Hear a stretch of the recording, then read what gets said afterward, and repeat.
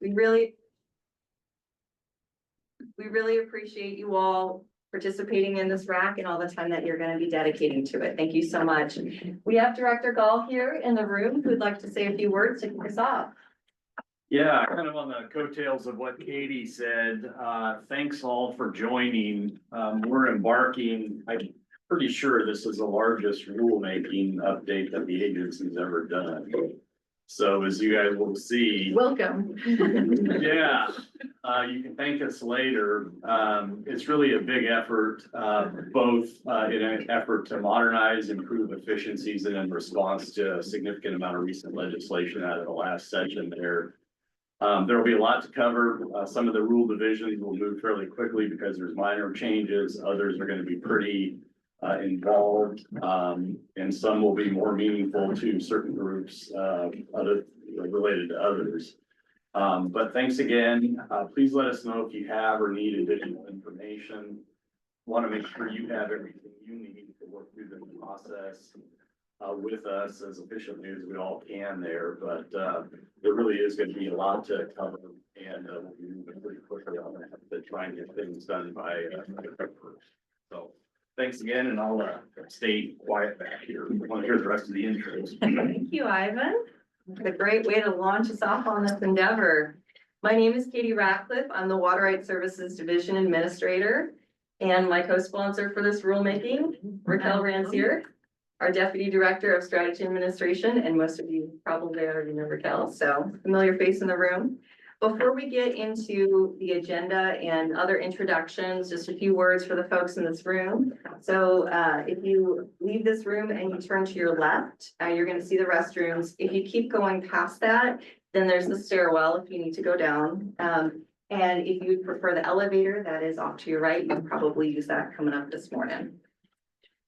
So we shared our agenda as part of the RAC meeting materials. Everybody should have that in front of them. And after introductions, Laura Hart, our rules coordinator, will describe our RAC operating guidelines and the rulemaking process.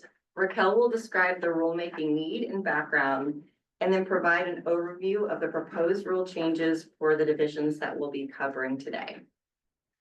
At the end, Laura will oversee public comment, wrap up from the meeting, and describe next steps. So let's introduce staff and our RAC members, and starting my left. Hi, and I'm Raquel Rancier. I'm one of the deputies at the Water Resources Department. Look forward to spending a lot of time with you all here. JR?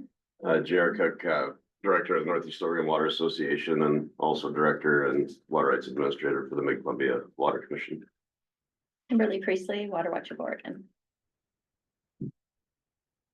Mindy Lane, Water Resources. Hi, I'm Carrie Moore and Handling with the Office of Ceded Lands with the Confederated Tribes of Grand Ronde. Laura Hart with the Water Resources Department. Leah Kogan with GSI Water Solutions.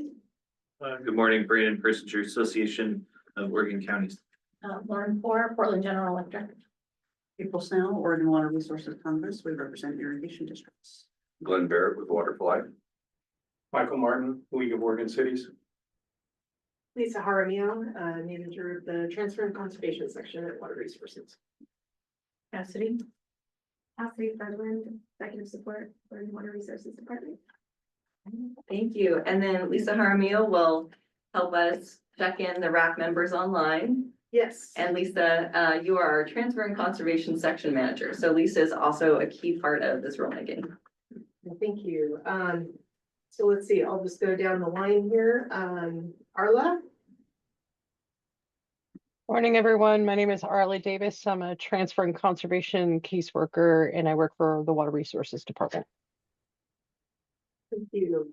Then I have Mark Landauer. Morning, Mark Landauer. I represent the Special Districts Association of Oregon, as well as the Oregon Water Utility Association. Thank you. Thank you. Next, Karen Lewatsky. Good morning. I represent Oregon Environmental Council, and I am the Water Program Director for Oregon Environmental Council. Thank you. Next I have Austin Patch. Morning, my name is Austin Patch. I'm a water resources consultant working at Summit Water Resources. Thank you. Anton Kiono. Good morning. My name is Anton Kiono. I work for the Department of Natural Resources at the Confederated Tribes of the Umatilla Indian Reservation. Thank you. Jeremy Austin. Good morning. I'm with Central Oregon Land Watch based in Bend. Thank you. Next is Christopher Hall. Good morning, Christopher Hall with Water League. Thank you. And Michaela Watson. Hi there, I'm with Central Oregon Irrigation District, and I'm standing in for Jesse Talbot, who's unable to be here this morning. Thank you. Greg Papillis. Yeah, good morning. Greg Capillas, hydrogeologist, water rights examiner with Pacific Hydrogeology. I'm here representing the Oregon Groundwater Association. Thank you. Ryan Craybill. Yeah, good morning. Can you guys hear me all right? Yes. Okay. Yeah, Ryan Craybill with the Oregon Farm Bureau. I apologize for not being able to be there this morning. We have a board meeting that is conflicting with this meeting, so I might be ducking in and out. Thank you. Next is Danette Fossera. Good morning, everybody. Danette Fossera with the Oregon Department of Fish and Wildlife here just to provide staff support. Thank you. Jen Hubert. Good morning, everyone. I'm Jen Hubert with the Deschutes River Conservancy. I'm looking forward to participating. Kate Fitzpatrick, our executive director, will be sitting in when I can't make a meeting. Thank you. And Jesse Ratcliffe. Morning, Jesse Ratcliffe with the Oregon Department of Justice. All right, thank you. And James Fraser. Everyone, James Fraser, Oregon Policy Director at Trout Unlimited. Thank you. And let's see, Donna Brand.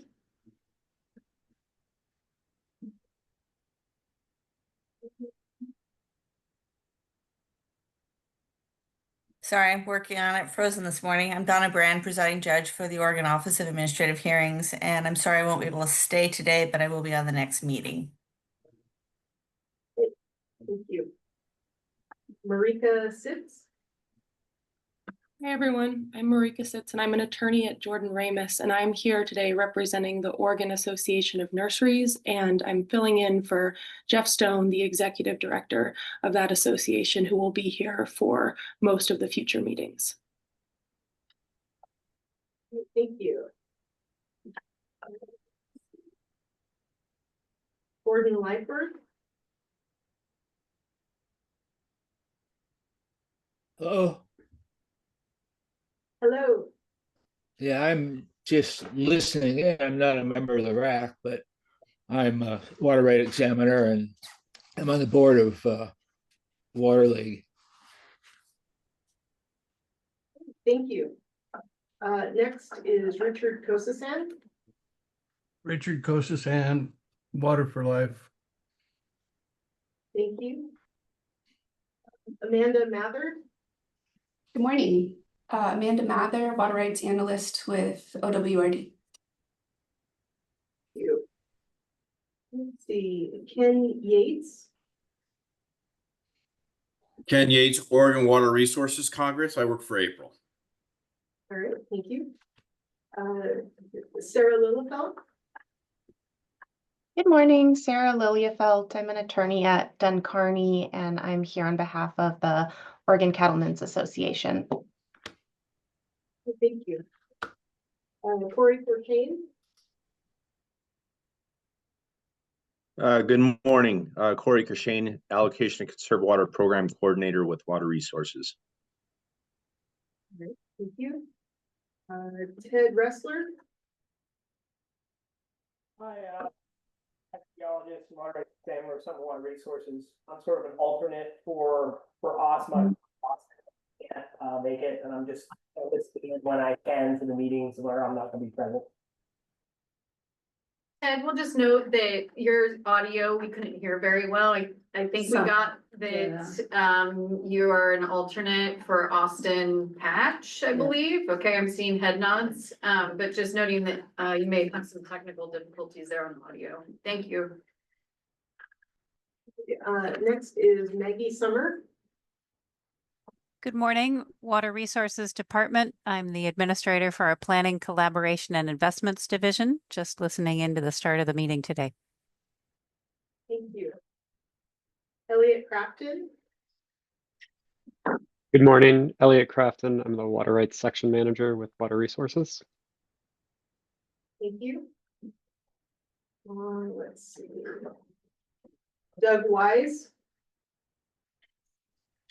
Hi, Doug Wise, City of Portland, just listening in. Thank you. I believe I've gotten everyone. If I haven't, please speak up or raise your hand. We have perfect RAC attendance. Wonderful. Well, thank you everybody for introducing yourselves, and I'm going to turn it over to Laura. Okay, good morning. Thank you all for being here.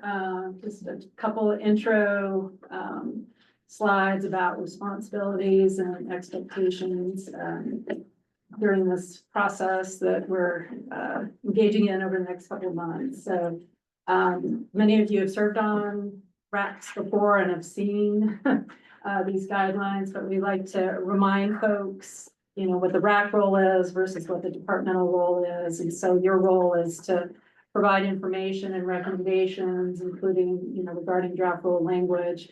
We're really going to look to you when we get into developing the fiscal and economic impacts.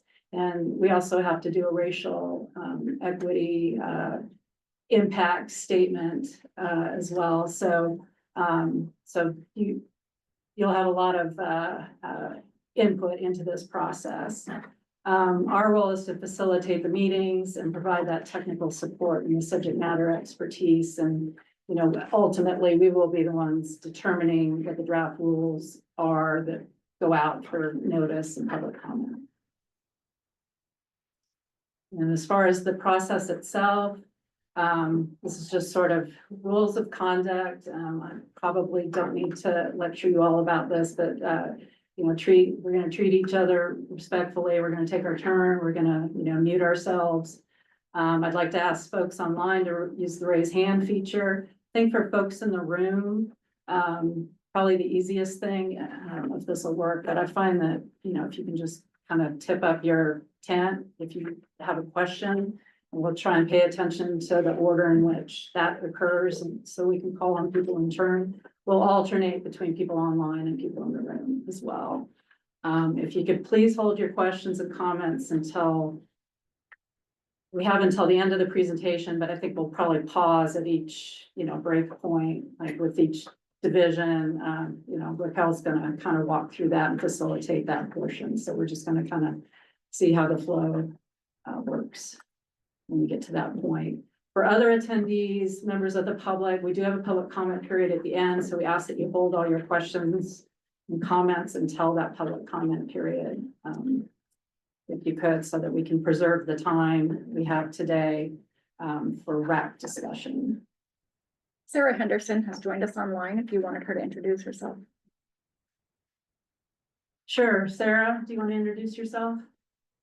Hi, I'm Sarah Henderson. I was just going to listen to the splitter permit process rulemaking. That's it. Water Resources Department.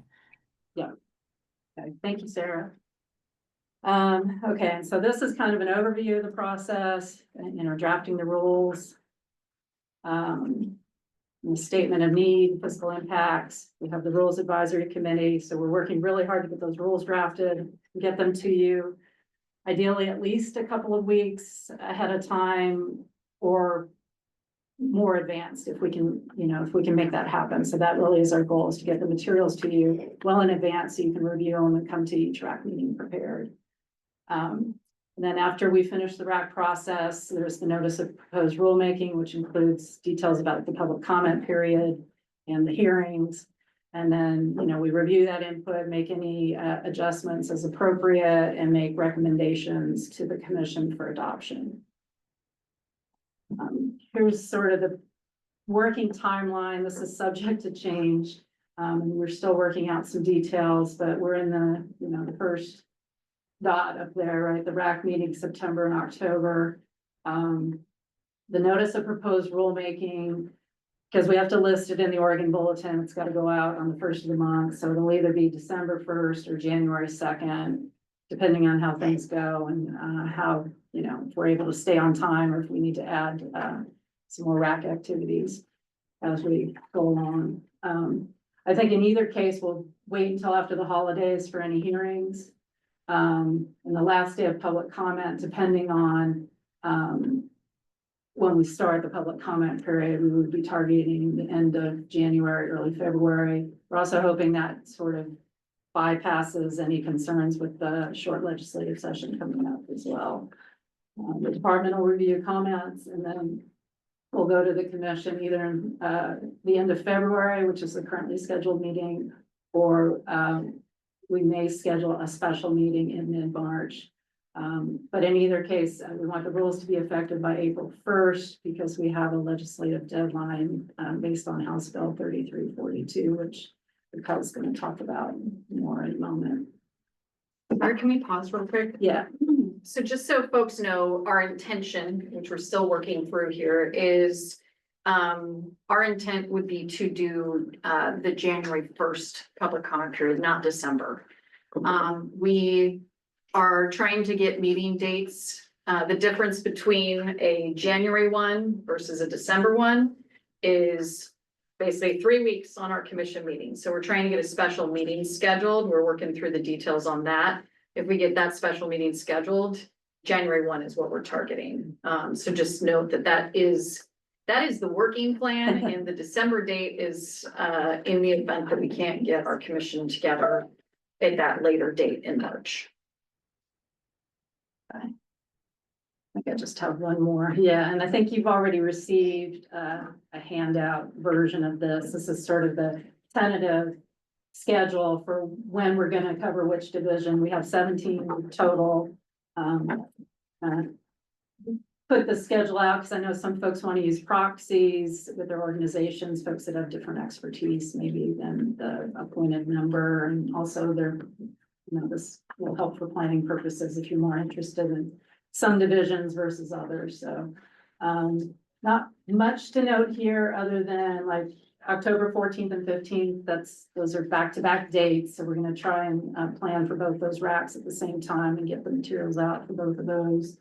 And we have 2 RACs on the 29th, one in the AM and one in the PM. They're different divisions. So, if you can't make the whole day, you can decide which of those you'd like to attend. And that's also when we're going to get into the draft notice details about the statement of need, statement of racial equity impacts, statement of fiscal and economic impacts. And again, we hope to get those materials, draft versions of those, out to you well in advance of those meetings. And then we have a November TBD in case we can't get through all of this. Just as a heads up, we're hoping we don't need to do that. And obviously we can't, it would probably just be the first week in November based on the rest of the schedule in order to get the notice published and, get in front of the commission in a timely manner. So folks, I think we should all plan. So we will be sending out a poll. Why are these dates falling the way that they're falling? It's because we chose dates based on when the most of you were available. That's why some of them are back to back. All of you are busy people, it turns out. So there was not a lot of dates where, we could have that nice schedule of every 2 weeks we have a RAC meeting. But that's why this is kind of an odd schedule, is because we actually prioritize, we want to hear from you. So we prioritize that. I do think we should plan though on November. Division 380, it turns out, is a very long rule division. And I suspect that you all are gonna wanna spend a little time on that one. So just for your planning, I would go ahead and plan that you're gonna be hanging out with us in early November a little bit more. They hate elk hunters. Well, we can't do it during session, we can't do it during I didn't get December. it. I didn't get you tagged, so I'm good. No, I heard it. We maybe just need to do archery season. Yeah, From the chat, we have Genevieve Hubert that says, I might need to leave this RAC meeting for the final hour to make another meeting. Thank you. Any, no questions, right?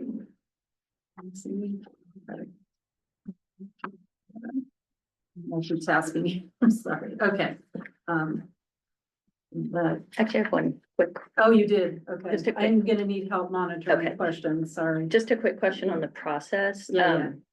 Generally between rules advisory committees, you allow people to do written comments, and given how many rules and how many RAC Right. members, I'm hoping we can do that this time. Yes, Okay. we're still, trying to Chris Hall actually had a very similar question, as far as how we're gonna deal with input in between RAC meetings. I think what we'd like to do is, and I have a slide at the end during Okay. wrap up. We want to give you some time to provide the input. And, we're also gonna provide, a worksheet that you could fill out if that's helpful, you know, specific to each rule. So we'll provide a couple of ways to provide that input. And so we will be accepting it throughout the process. Thank you.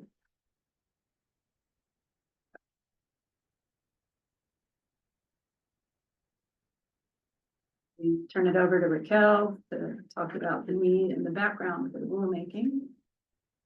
Yeah, I think Kimberly, just a little follow-up on that. I know this is a lot, right? And so I don't expect folks to provide all their input in these meetings. And we will have a worksheet because that might be easier for some of the rules to just be able to fill that out. For some of them, it may be easier to send us, you know, comments that are in line. And so you're welcome to do that. We'll take written or verbal feedback here. We really do want to make sure that you have as much opportunity as we can provide, given the timeline, to provide input. So we'll take it through whatever means you can provide that input to us. But we want the input, so, okay? All right. So, why are we here? We're here for a couple of reasons. And for those of you that were tracking the 2025 legislative session, you'll note that there was 2 bills that were passed. One's House Bill 3544, which was really focused on improving our contested case process. And for those of you that, I'm betting all of you are aware of this, but if you're not aware, we actually have had for a number of years a significant backlog in that area for contested cases on Brandon, are you surprised by this? No one's surprised, I guess, but it's of concern to the agency and it's of concern to all the folks that are participating in these processes.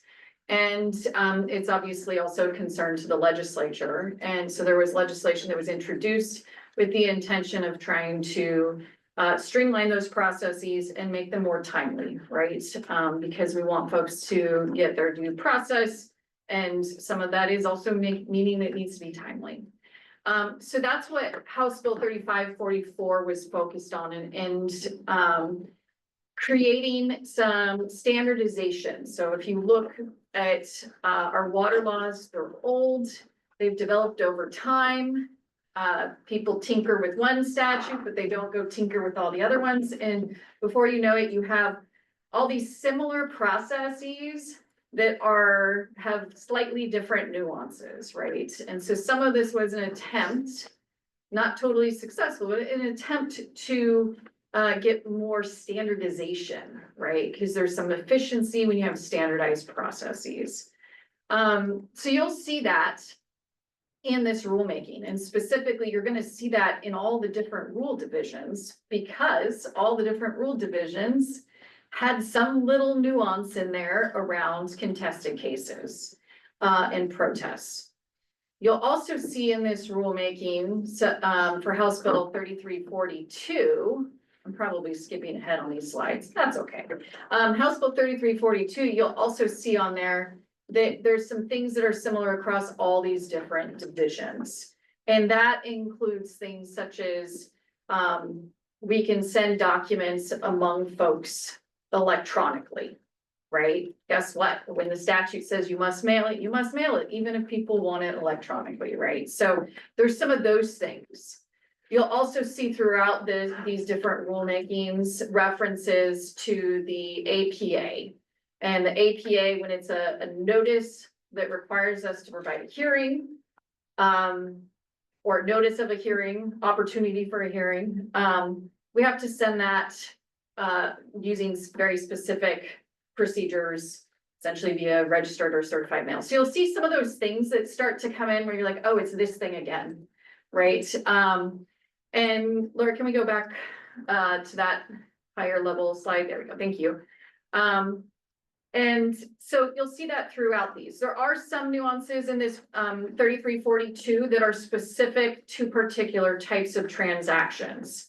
And so much like on the contested case side where we have backlogs, our processing times for various water right transactions are taking longer than we desire. They're taking longer than the legislature desires. They're taking longer than the water users that are using these processes desire. So this is also looking at efficiencies. There are expectations from both the legislature and the governor's office that we make progress in this area, as well as from our director, right? So some of this effort is really geared towards those process improvements. So as we go along the way, some of them are implementing what's in the legislation. Some of the changes in the rules are, guess what, we have the rules open. So maybe we should make the other changes. Some of those are process improvements that we've identified that we didn't need legislative authority for. Some of those are policy changes. I don't want to gloss over that are outside of the legislation. There's obviously some minor, when we go through our rules, we want to make those minor corrections. And then there's also quite a bit of, on some of these rules, they haven't been opened for quite some time and they're outdated in conformance to the statute. So there was legislation passed over the last 20 years. The rules haven't been opened in the last 20 years. Therefore, the rules need to be updated. And then finally, there's that piece around just creating consistency as much as possible because that increases efficiency. So we'll try to point those things out as we go through these process of like, hey, this is in the legislation. This isn't, if it's in the legislation, we can't negotiate on that, right? That's already law. But there's other areas, as I'm noting here, that we're making changes that really are up to this group. So let's go to the next slide. I think I described the other two things on the next two slides in brief. Yes, so House Bill 3544. We'll see most of this, as I noted, goes through all these different divisions, mostly applying our Division 2 rules, which has all of these kinds of items in it in terms of how we do hearings. By the way, this bill does not apply to enforcement contested cases. So the changes you'll be seeing are not about the enforcement process for the most part here. Okay, let's go to the next one. And 3342, let's see, I noted some of the things that you'll see across the board with the electronic documentation and the public notice piece. So that legislation removed requirements for newspaper notice. So you'll see us going in and deleting some of those things across the board in different rule divisions. The other parts of it get more specific to various rule divisions, such as limits on extensions. So let's see. We are tackling quite a bit. This legislation does touch on most of the processes that are in the Water Rights Services Division. And so that goes to everything from new water rights to changes to water rights. You all may have participated in a prior effort to update our Division 77 rules, and that effort stalled for a bit. We're bringing back those changes plus some new ones based on new requests we've heard from folks. And then there's some limited scope.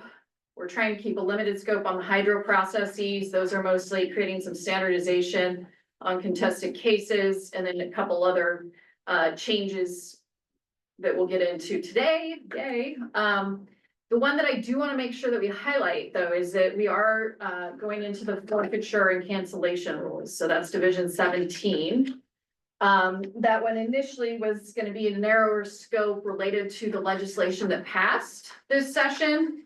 If you look at those rules, those are one of the ones that haven't been updated, and yet the statute has changed quite a bit.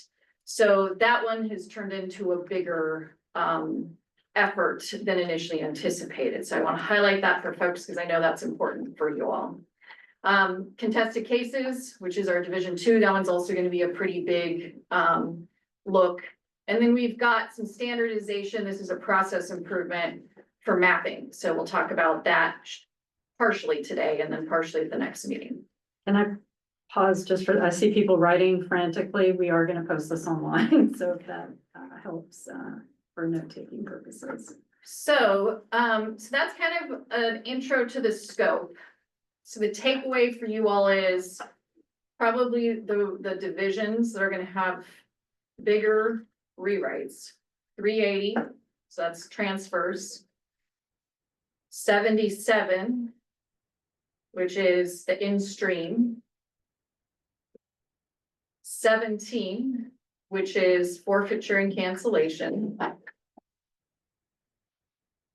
Did I say Division 2 already? Division 2, which is contested cases. And then the other divisions, did I miss any, Katie? That is, well, extensions, because the legislation made some changes to extensions that are pretty big too. Yeah, I think that's a good list there. And then 310 for new water right application processes is not as big of a set of changes as it's more implementing the legislation. There's a few process improvements in there, but it's a larger division, so we wanted to highlight that. So we will be getting you those other rule divisions, but I want to make sure folks kind of know what's coming, right? And that's why I anticipate you all are going to want to meet in November, because I think I want to meet in November based on what I'm seeing here. So, okay. I'm not seeing any hands. I am seeing a lot of happy faces in the room. And I'm not seeing any name tags, so I think we can move on. Okay. All right, so we are going to move into, and Laura touched on some of the rationale on this timeline. So I should go back and at least touch on that in brief. House Bill 3544 is effective January 1. But because of the way that bill is written, it's, if we delay that implementation to April 1st, there's not significant implications of doing that. For House Bill, gosh, I keep forgetting the names, 3342, okay. I don't know why, I don't want to remember these, but so 3342, that one is effective April 1st. And the way the bill is written is it says this applies to, on some of them, it says this applies to applications or extensions received after X date. So we have to have those actually in effect and implemented. So that way, otherwise it's going to really gum up things because it will cause confusion as to what we're supposed to be doing, right? If those rules aren't ready to go, so we can apply that to things that come in the door. So that is why April 1st is setting the schedule for us. Okay. Let's move into then the next part, which is getting into the various rules.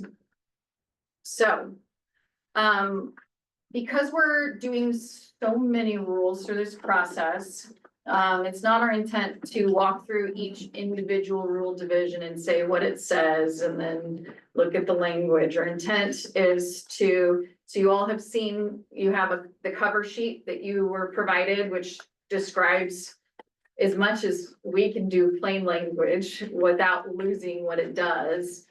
Describes what we're trying to do. So we're hoping that will provide you all with a guide. That is, you know, so you know what you're interested in. So for this initial one, we will walk through each one. I'll give a summary and then we'll pause and see what rule sections you want to talk about. Does that work for folks? So you just identify the section, not identify the concern.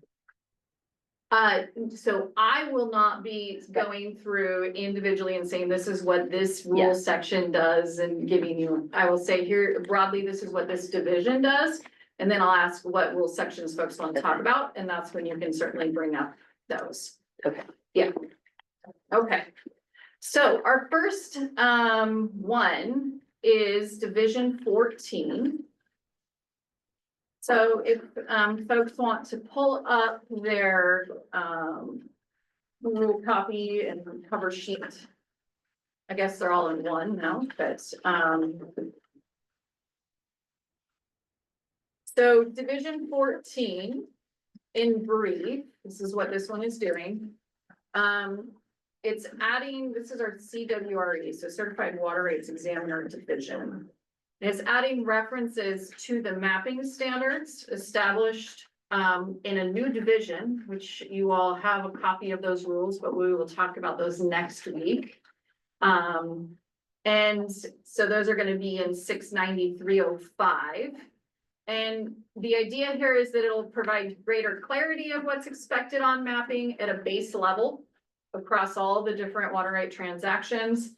And that'll create consistency across those. One of the things we've heard from CWREs is, why is there always a nuance for every single different water right transaction? Why can't there be some standardization? So this is a process improvement that is not driven by any of the legislation. This is driven by us needing to be more efficient, right, with our processing times, and also to better serve the people that we are serving here by eliminating this confusing and inefficient process.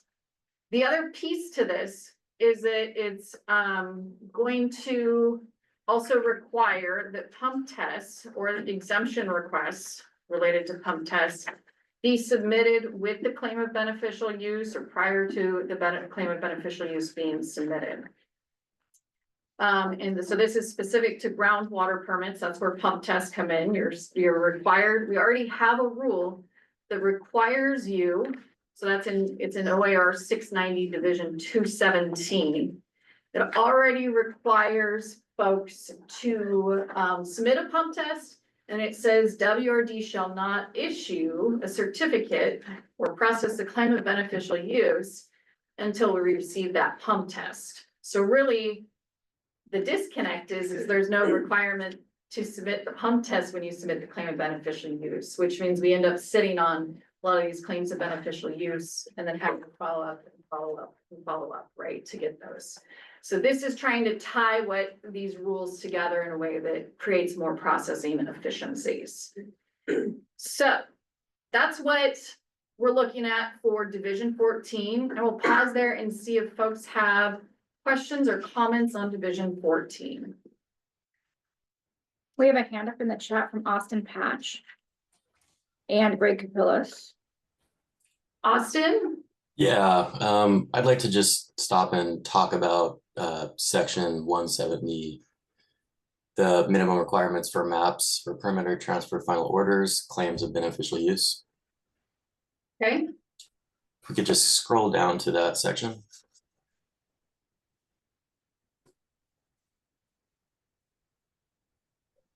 Okay, yep, just right under the red line, right under the section title. Perfect. So I'm aware that the general standards right above in section 110 say that the claim of beneficial use shall be prepared by a CWRE. But I propose, just for clarity, that the same language should be inserted into section 170 and should read something along the lines of maps submitted as part of the claim of beneficial use shall be prepared by a CWRE and meet the standards, and continue on with the proposed revisions.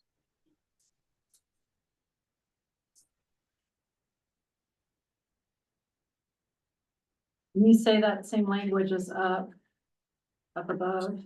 It's in section 110 under the general standards. Oh, in here. Oh, this? Yes, so I do notice that, and I think that does require a CWRE to file the claim of beneficial use, but for specific mapping requirements, I believe it that same language should be transferred down to the mapping standards. We're on page 7 now, and we were talking about, I guess, just page 8, I see. Okay. Yes. So we're at page 7 and 8. So focus on. So yeah, if so Austin, thank you for that comment. I've made a note of it, and we will evaluate that. I think on initial take on it is that language makes sense.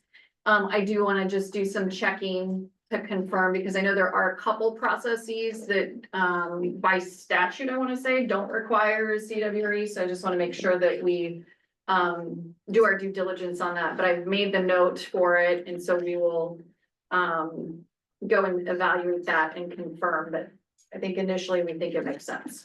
Yeah, and where that's particularly helpful is division 14 being specific to CWREs and claims of beneficial use, which are prepared by CWREs. I think that's a reasonable comment to evaluate, so we'll look into it. Thank you. Great. I do have an additional comment if I could have the time.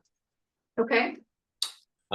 So consistent with chapter 380, section 300 or 3100, I believe there should be a section within section 170, the same section I was just talking about, that states that the certified water rights examiner's stamp and signature should be required. An electronically generated stamp or seal is acceptable, provided the signature is original.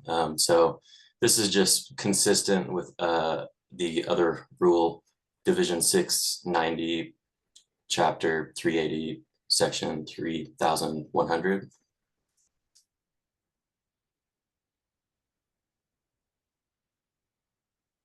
Would you say that last rule reference again? I got it. Okay. Yes, the division 690, chapter 380, section 3100, subsection 2B. That's the same language that we would be adding to this section. So before we go to Greg, well, Greg, you might have thoughts on this too. I just want to check in with the room. Again, on initial blush, I think that probably makes sense, but we'll confirm. Was there anybody that had thoughts on Austin's concerns, I should say, on Austin's recommendations there? Yeah, April. I don't have any concerns. I think you're already going to check to make sure it's consistent. And I would just highlight in the those of you that have served with me before on these things, trying to be clear, but also not add if we don't need to add. And so looking at page 3, 690.014.0050, the under where it says CWREs, at least in regards to the latter comment, 3 would seem to already include that. And if, again, if all these things related to a CWRE follow through the rules without exception, then it doesn't necessarily need to be replicated in there. The other thing would be just a note, and this is more of me just saying that it's out there. I'm not as familiar, but some of these rules do cross-reference with Osbeil's rules and making sure that we're not inadvertently creating some additional conflict by adding language if we don't necessarily need to. Thank you for that, April. So- Note. Yeah, so, need some help monitoring the chat. Chris Hall had a comment. Chris, I don't know if you want to share Well, that. let's wait, because we've got Greg. Oh, sorry. Greg was next, Okay, and then we sorry, can go to, Greg. then we can go to Chris. Okay. Yeah, so my comment really just had to do with, well, I'm not sure if it's applicable to this division or Division 305, I mean, or maybe both. I just note that the requirement for for drawing the map on a polyester film has been stricken in Division 14, and I don't think I saw it anywhere in Division 305. And so my question, I guess, was it the intent to drop that requirement? Thanks for the question, Greg. My understanding is yes, the intent was to drop that requirement. So we've been seeing the need for the polyester film requirement for COBUs, claims of beneficial use, but not for other processes. And what I heard from one of our folks in the certificates team is that CWEs have complained about, feeling like that's an unnecessary type of way of providing a map. And so we were dropping that requirement based on that, but it's not something that had broad applicability across other divisions. Okay, no, that's good to know. And I'm actually in favor of letting that go. I just wanted to make sure that that was the intent. Thank you. Okay, Chris, I see you have something in the chat. Before we get to that, Karen Lewaski asks, it would be helpful if folks in the room could identify themselves before speaking. Thanks. Thank you. So folks, I'm just gonna note the chat for substantive things, please raise your hands. If it's things like that, like, hey, we can't hear you, that's helpful to flag in the chat for us. But if it's substantive rule conversation, let's keep it into the room so that everybody can hear that conversation. Okay, so Chris, I see you have, can OWRD more generally require precise lat long for all points of diversion and appropriation anytime any water rate is updated or modified in any way? Katie, do you have thoughts on that? Do we want to see that for our Division 305 conversation? Because I think we're starting to get into the division we're covering next time. So Chris, our staff person that is the expert on all things COBUs and mapping and things like that is actually out of the office today. 305 is probably the more appropriate division for us to have that detailed conversation. That's the mapping standards and gets into what's actually required. So let's hold that for the 305 conversation. JR? Yeah, I should have done this earlier, but I just wanted a clarification. So on Austin's question, were you referring directly, Austin, to the fact that it doesn't specifically call out that an electronic signature and seal is sufficient? Because that's, I think, I kind of wanted to make sure we flag that, because I mean, for areas, outside of Salem, the electronic submittals are really important. And so anyway, we can, get to Austin's comment, I think it was that it clearly describes or allows for that stamp and that original signature to be electronic. I want to make sure we flag that. Yeah, If that was what he was getting at. Yeah, that was the one that we said, I have it in my notes here, so yes. Okay, That was my. yeah, because I was reading what April was getting to, and then I was kind of in my head trying to digest what Austin was getting at, and I'm guessing that's maybe where the potential or confusion is this also referred to electronic? Yeah, Okay. I got that note. I wrote it down as well for you, just to make sure we do confirm that, because I do know electronic stuff is important. So we'll make sure we tighten some of this up. Perfect. Thank you all for catching all that. Yes. Arla Davis asks in the chat, Austin, could you expand in your comment regarding original stamp or signature?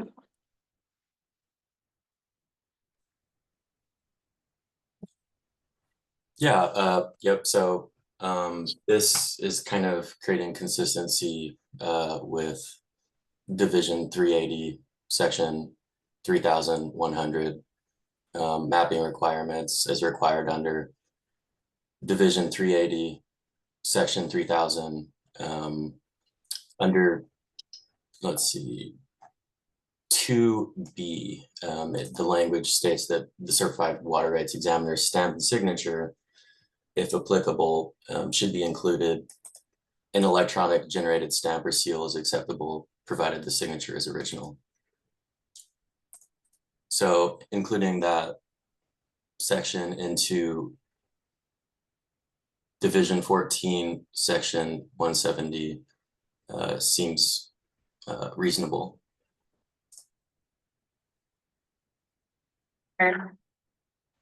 So we will take a look at that one. Carla, I see your hand is up.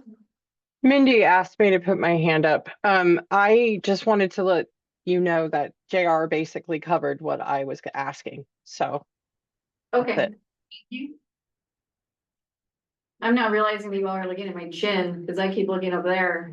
Sorry, folks. I've got my camera on here as well. Okay, yes. Hi, this is Carrie Moore-Hangley, Confederated Tribes of Ron. I just wanted to ask a basic question. Is there not an overarching, like acceptable submittals, like Energy Paper Reduction Act for the state? Can you put an overarching requirement that recognizes modernization and digital acceptable signatures and stamps with certification, except as otherwise, unless otherwise specified, as opposed to doing this very piecemeal? I need to pull up so I think the legislation that we just passed had, or that was just passed, we didn't pass it, but, has some information about us being able to, let's see, 3342. it allows us to send documents electronically. I have it on this, I know it section. don't believe that it is, oh, no, it says allowing the commission, and it also allows us to accept them in lieu. So, we do have the authority more broadly, but I think it's important for us to make sure that we're looking at it for each process, because for some processes, I don't know if it's always that we can accept it. Was that? I'd be hesitant to say that it's always gonna work, right? We do like electronic submissions, but some of it's also that they have to submit fees. Yeah. I know. So, we did just get authorization to be able to accept and pass along credit cards. The fees, because, well, this gets into a whole conversation that I don't want to get into around fees, but. Yeah, I've read that part. Yeah, and so, I think there's just that's some of the challenges that sometimes we do have on that front. So I'm hesitant to say that it always works. Right, it might not always work, but where it would be helpful is if you were clear that that's the preference unless otherwise specified. I think that would work. We have language in a number of our rules that will talk about accepting submittals in ink or typewritten form. And so we verified typewritten also means electronic, right? It sounds like a typewriter when that word was put together, but so we can accept things in either format. Some folks have a strong preference for submitting in paper format. We are very happy to receive things digitally, less work for scanning. It's already in digital format. So we are making sure that as we're looking at our rules where we can accept electronically, we're clear about that. Thank you for your comment. Okay, anything else on Division 14? April. So for the folks online, April, Water Resource Congress. So I know we're supposed to talk about 305 next time, but just reflecting on the comments made, those of us who worked on, the bill during session are aware that there was a lot of conversations about this and that you guys did need legislation that clarified that you could indeed both take things as well as send things electronically. So here we are. It would be nice if we could find a way to streamline some of the discussions so that we don't have to insert electronic every single place. But that may be what we need to do in some instances. But I do wonder, so since we're gonna talk about the map stuff next time, but that has some of these aspects, and I'm guessing that at least there needs to be some cross references between where we're at here with the CWREs versus the mapping requirements. But hopefully we don't have to do this every single time and just electronic. Well, so my hope is that, so we've already gone through and done it, so my hope is we don't have to talk about it every time. So, because sometimes that's really, because our rules in the past have had to specify what we can and can't do, right? And then there is some provisions of law that we can't do electronically. So that would be my hope, is that you all get it today, that yep, we're gonna be trying to move towards electronic where we can. If you're seeing that we're not doing that, would be a good point to raise. With the exception of RS 183-415, which requires us to, we'll see if I got that reference correctly, requires us to mail things via certified or registered mail. That one, or, so hopefully we can move quickly through that moving forward. So just to clarify, because I realize I left part of my thought in my head. For me, this is more of when people are submitting things to the department. I think when you guys are sending things out, there's a different layer there, but to me, it should be that in changing it to where people can submit things electronically, it's still being consistent with all the existing requirements. And I don't know if there's a way to just kind of shortcut some of that we're not changing any of the requirements. It's just allowing for an electronic method that mimics that. And I know as we go into some of the other ones, that may get more complicated, but at least the mapping thing being something that's come up with our members and department staff and how many inefficiencies there are and having to do it. I hope we can get that right. But at least from my perspective, we're not trying to change any of it. We're just trying to make sure that the electronic submission is consistent with what you would otherwise do with the paper when it comes to submitting the things. Oh, and then the other thing I would ask, if we can, both people participating and department staff going forward, if we could put names with the rule divisions that we're talking about instead of just referring to a whole bunch of numbers. At least for myself, numbers get all blurred in my brain and names are better. You mean which staff is the specialist of each number? No, more of like if we're referring to a division, it's like, well, we're talking about map requirements, or we're talking about right now the CWRE. Okay, the title. Yeah. I thought you meant which staff are in control of which section, but which would also be helpful as a reminder. Okay, Kimberly, we will try to do that because I do know that, that helps me too, April. So, although some of them I now have memorized, which I think is sad, but okay. Just to build on what others had said, and I hesitate to put more work on the department, but I think it might be helpful for the RAC if the department could put together a chart that says these items you will, especially submittals, you will accept electronic form and electronic fee. These we won't. Then maybe we don't have to spend time every moving on that. Does that make sense? Yeah, I can't guarantee that we'll get that to you all by the next meeting. Because we do have staff still working on a couple of the rule divisions that we need to get out to you all, but we will make note of that and see what we can put forward. Okay, I do want to move on.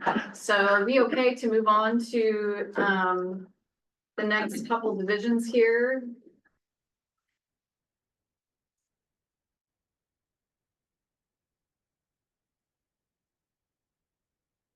I'm not seeing. Okay. So, the next division we have is Division 52. And this is where there's some similarities across 52, 53, and 54. So one thing I want to acknowledge before we start going down this road of looking at these rule divisions is that, oops, I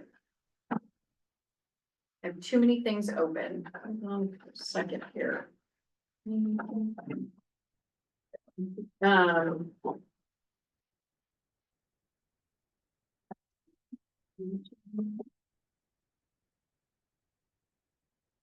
Okay, so for these three, there's some similarities that you'll see. And so I'll try to highlight those as we go forward, but House Bill 3544 did make some changes right on the contested case process. We'll talk about a lot of that at the next meeting. But there are some similarities that we would like to apply across rule divisions that we already had authority to do regardless of 3544. So you'll see in here that, or if you look at 3544, it doesn't actually apply to most of the hydro sections. I should say 3342 and 3544, because there are some, but there are some parts of it that in 3342 that does apply. And then on 3544, because we already had authority to do it, that for consistency purposes, we're applying it across the board. So for Division 52, it is implementing House Bill 3342. So one is what we just discussed, which was the electronic sending of documents. So it starts to address that. Repeals the newspaper notice requirement, which was repealed through that legislation. And requires publication in the OWRD weekly public notice. So that's in House Bill 3342, that's in these rules. And then on the contested case front, again, not in 3354, but is mirroring that. It's mirroring some of the changes that were made there.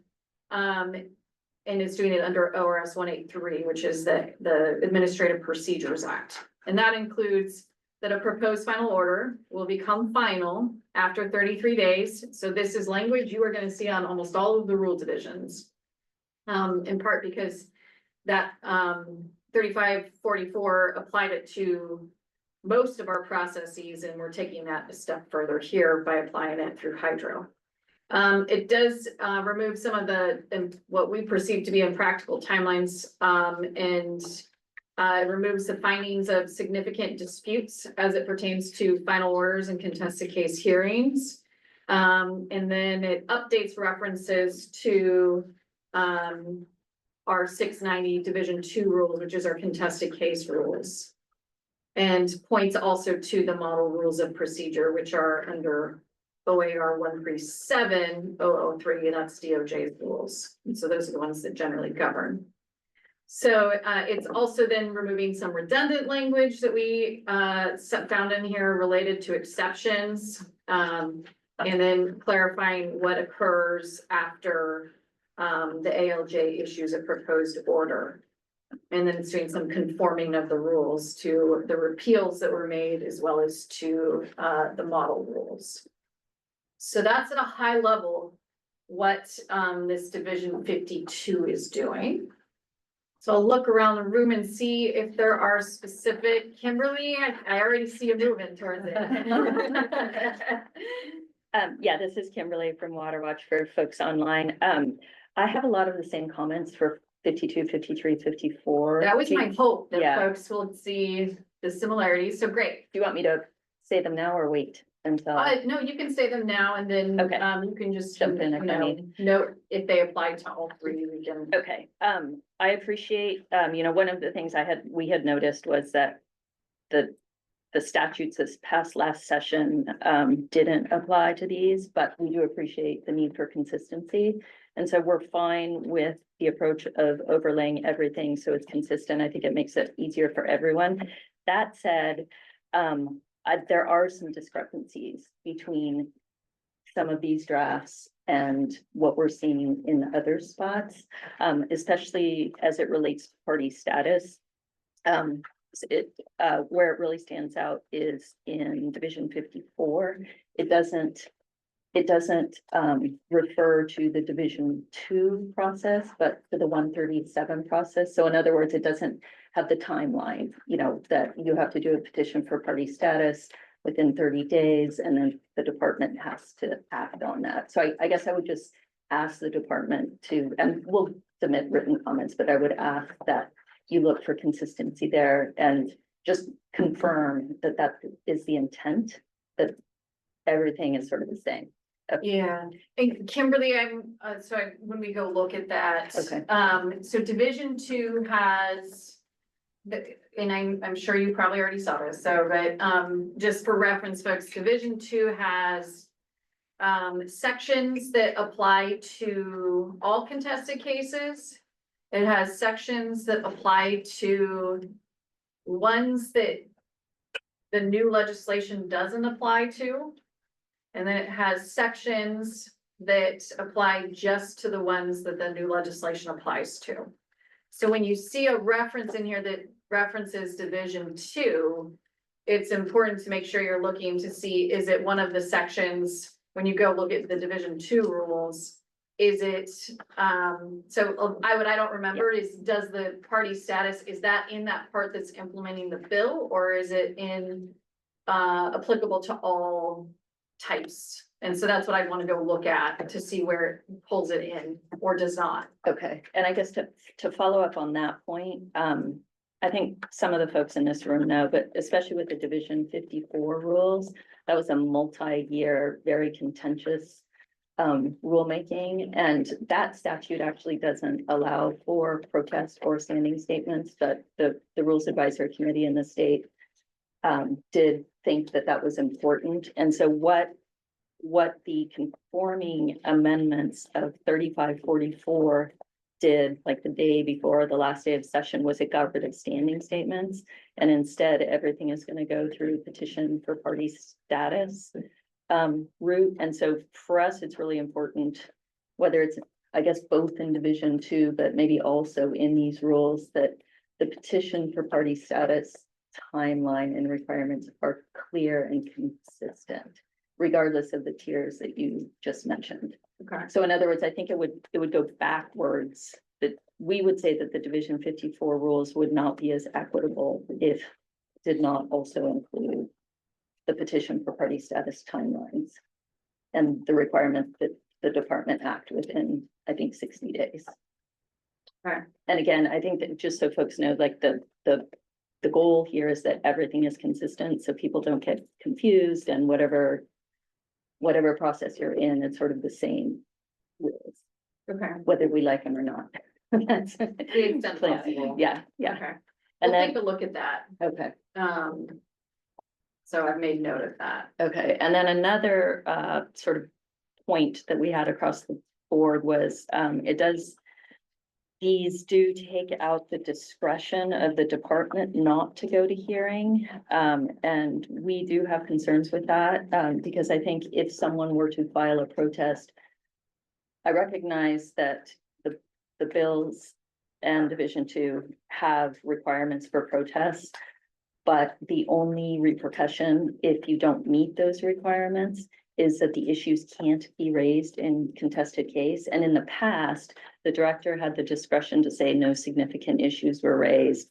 Now it says even if someone submits a protest that doesn't raise all the issues, it still goes to contested case, which is seen to us like not very efficient. So we would ask you to look at that, and we would also say, and I can submit this in written comments, but if you look at 3544, if you look at the changes to the regular permitting statute, so that's ORS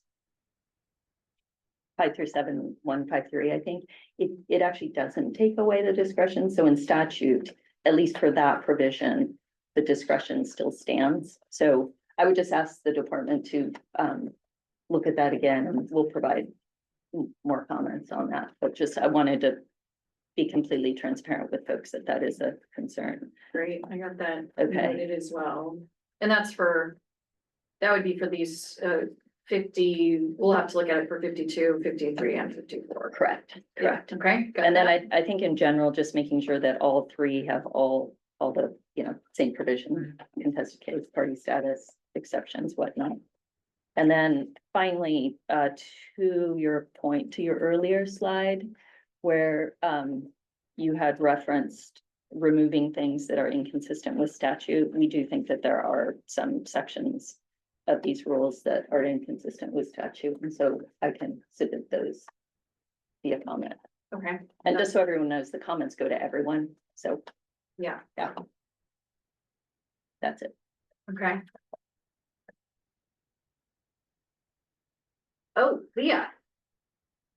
It's Leah Cody with GSI. This is more of a minor comment, but in Division 52, in some places, bulletin has been changed to the weekly public notice, but bulletin is still there in like 3 places. But you can probably just do like a search. Thank you for catching that.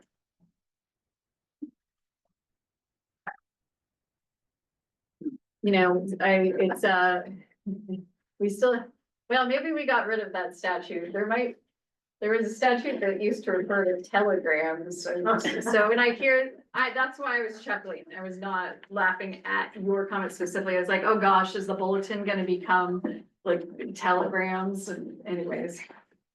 I gotta find our rules amusing. Okay, was there anybody online, Lauren? Or Mindy? I don't see anyone with their hands up or any questions in the chat. Okay. I need to actually write that down. I was too busy chuckling about telegrams. Okay. Anything else on Division 52? Great. Do folks want a break? Yes, I'm seeing one yes, which agrees with what I would also like. So let's take a 5-minute break here. And by the way, for those of you that showed up, although Cassie's not in the room to get embarrassed by me calling her out, she made pumpkin muffins over there and they look delicious. So please feel free to grab a snack. Sorry, folks online, sending you virtual pumpkin muffins. And the restrooms are right out there. There's also water and coffee in the room and other snack stuff that I think Mindy helped get. Thank you, Mindy.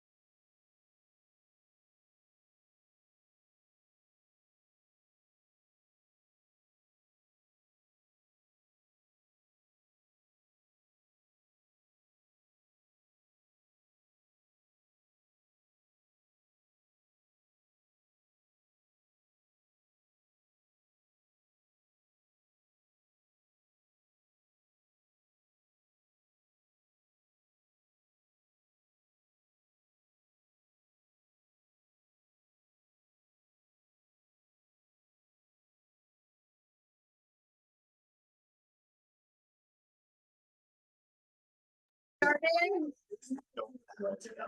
was looking forward to the case.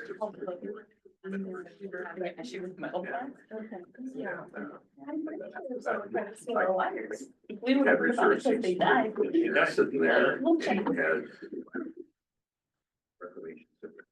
so you're ready to- Okay, so we are now on Division 53. There's some, as I noted, there's similarities between 53 and 54. And 52. Although this one has. Well, my summary is longer, so it must have a couple more things in it here. So, so 53, this is applicable to hydroelectric license power claims and certification amendments. I love hydro, by the way. It's a very complicated body of law, I think, but, so what is this doing? At a high level, there's implementation of House Bill 3342. So that's implementing electronic sending of documents, repealing newspaper public notice, requiring publication in ODRD, weekly public notice. Hopefully this is starting to get boring, right? So you'll hear that many more times. We should probably say in the rule summaries, instead of referencing the House bill, we reference the Oregon laws. So chapter 282, that would be 3342. So if you see that in the summary and 3342, they're interchangeable. And then it's also gonna remove, so this is about implementing House Bill 3342. That was all part of that. And then I don't remember which bill this is in, but there's a reference to 69310 0170, very detailed here. That's being repealed as a result of the legislation and the changes that were made to 537153 and 537621. So since this rule is referring to it, we're taking out that rule reference. So that's one piece. The other piece that is a process improvement is just setting some deadlines for the hydroelectric application review team to submit comments. Some of you know them as HART. And then there is pieces in here again that go back to the contested case, and I'll note we've got Kimberly's comments that are applied across the board. And again, this is mirroring those changes on 3544, but implementing it under the Administrative Procedures Act, because 3544 didn't apply specifically to this. It's also making sure that we're conforming to the APA. That's Administrative Procedures Act. I'm gonna start saying APA for the remainder here, just because it's long. And that goes to that mailing piece there when we have to mail notice under the APA. And then it's also, again, specifying that those contested case hearings are occurring under our Division 2 rules, and because the model rules apply. So those are under OAR 137 Division 3, that's DOJ's model rules. And then it also is clarifying what happens after an administrative law judge issues a proposed order, depending on whether exceptions are filed. And making sure they're in conformance with our model rules. And then also applying those provisions that you're gonna see in all of the hydro provisions, as well as in the Division 2 rules, which is our default, when does a proposed final order by default essentially become a final order? So if no protest after 33 days, if the protest is withdrawn, or if there's a default of the protestants. So the final piece that I want to highlight on this one is that it also has a policy piece here, which is making sure it's clear that use within the past 5 years does not on its own establish that a water right is not subject to forfeiture and can be transferred. So it aligns the rule with our statutes on forfeiture under 54610 to make it clear that the right involved in the hydro amendment cannot be subject to forfeiture. So pause there and see if folks have comments. I'm gonna look to online first, since I've been all the, okay, so we've got James. Yeah, thanks, everyone. I have a question about Division 53, Rule 40. There's a new clause in there, a new section or subsection 1.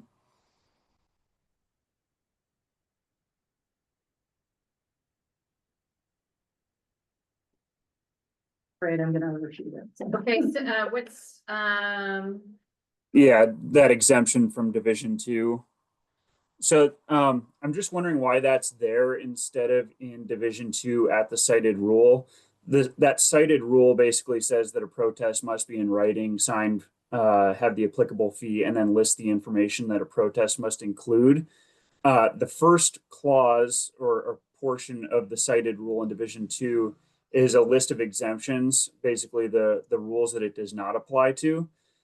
So my thought here is if the requirements of Division 2, Section 30 do not apply in Division 53, then that exemption should probably live in Division 2 just for clarity. And then also I wanted to note that Division 52 also talks about protests, but it does not have this same language, and it also is not exempted in Division 2. So you might just want to check the exemptions and make sure that they're dealt with consistently. And I would suggest that for cleanliness, they all live in the Division 2 rules.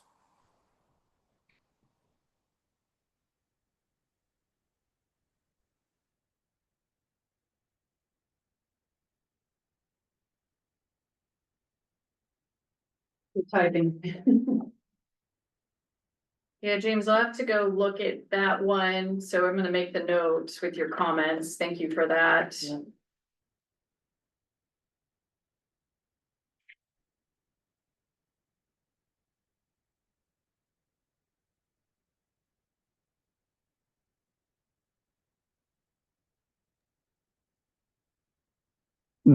The parallel portion of Division 52 would be 52-0110. So, but this new language isn't inserted there. That portion of Division 2 also lists these same things. So You again, I said would suggest that 690-052 what? 0110. so here too it talks about protests, and it has the same thing, name, address, phone number, description of the interest, description of how it's affected, and so on. But you don't have in Division 52 this same new things exempting the protest requirements from what it otherwise says in Division 2, Section 30. Okay, we'll take a look at that. Thanks.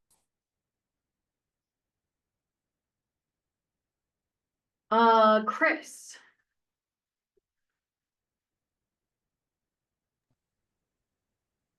Yes, thank you.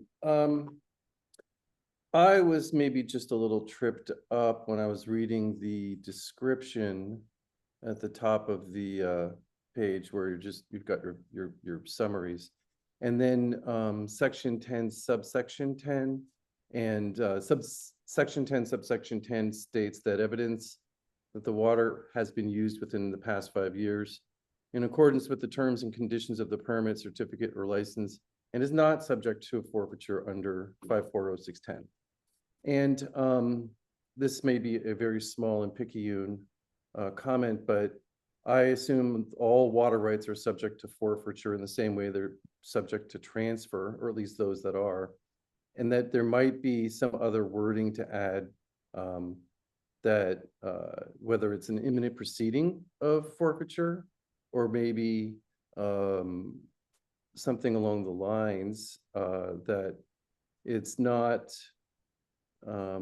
there's currently not established a rebuttable presumption of forfeiture for any or all part of the water right, so that there could be a little bit more clarity. Because I was reading the intro summary and then I went and looked at the section, and it just seemed a little bit out of sync, and I just wasn't sure how to reconcile that. Thanks. Chris, I'm taking the note. We'll evaluate that. My initial thought is that I'd be hesitant to add more things than trying to make sure we're aligning the statute. So we'll take a look at it, but that's just my initial reaction. So which could be incorrect. But I've got the note there, so we'll take a look.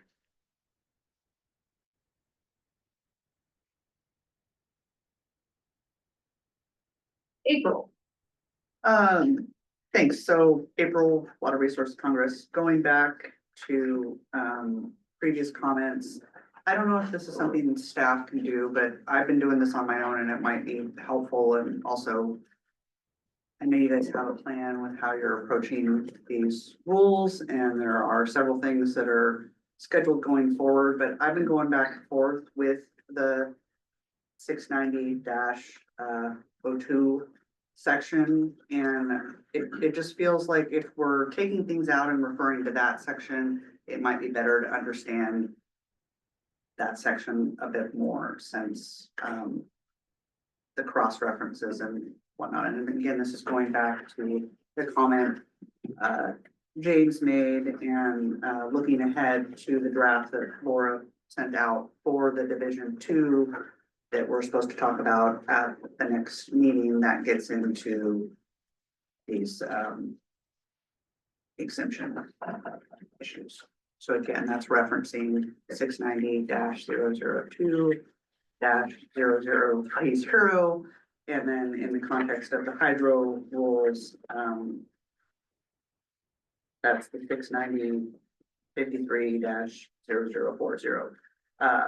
That hurts my head just to say all that, but because there's a proposal in the 53 that we're looking at on 73 that says that that other reference in Division 2 does not apply to protests under that section. And if you look at the 002, that's the form and content of protests for protests that are not covered under a different reference. And all of this just makes my head spin a little bit. So again, I'm suggesting maybe we flip that a little bit, or if at least we could put the Division 2 up here so that folks can look at that or refer back to the email that Laura sent out. Yeah, so let's do this, because you're right, Division 2 does have is important to understanding a lot of these things. I think for today, let's plan on we can always come back to this, right? So we'll make note of that as it pertains to the protests. Given what's already been flagged, I know Kimberly had some flags, and I think it was maybe James that had some flags related to that. We'll take a look at that, and then we can, when we get into Division 2, we can probably provide a better roadmap of here's what this is doing, and have that discussion. Does that work? Yeah, because I think, as we go forward, we may need to do that a little bit more, where it may make sense where some of these sections seem simpler, but if we're not talking about the bigger issues first, then we're just gonna have to backtrack and talk about it again. Because I think for some of us, we won't necessarily have thoughts on it until after we've went through that larger section, and then we're like, oh, well, how is that gonna apply to this specific proceeding? I totally understand that, and unfortunately, ideally, we would have had Division 2 and 305 first, so I want to acknowledge that for the room. And unfortunately, just the timing of when they were ready, we're on our schedule. So, but that's why we're doing them at the second one. So we can certainly come back to this, and we'll try to help folks navigate that a little bit better in terms of having the descriptions on why. So I'm gonna make a note of that for myself.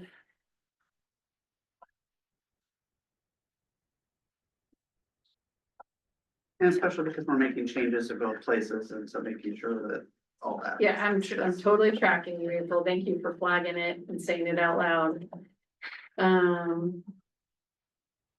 And I do see you. I just need to finish this note here. So let's see.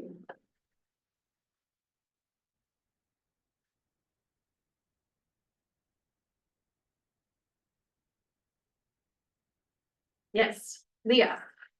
With GSI, I just wanted to ask a clarifying question. Maybe this doesn't need to change, but I just wanted to understand it better. On 690-53-15 sub 4, which I guess would be reiterated as two was the. It talks about agency comments.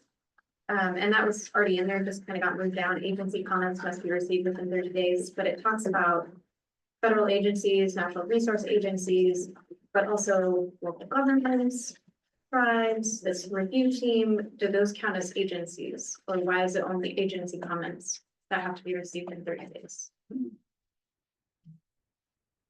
I don't know that I know the answer to that question off the cuff. Katie's looking at the language though, so maybe she'll have an answer to that.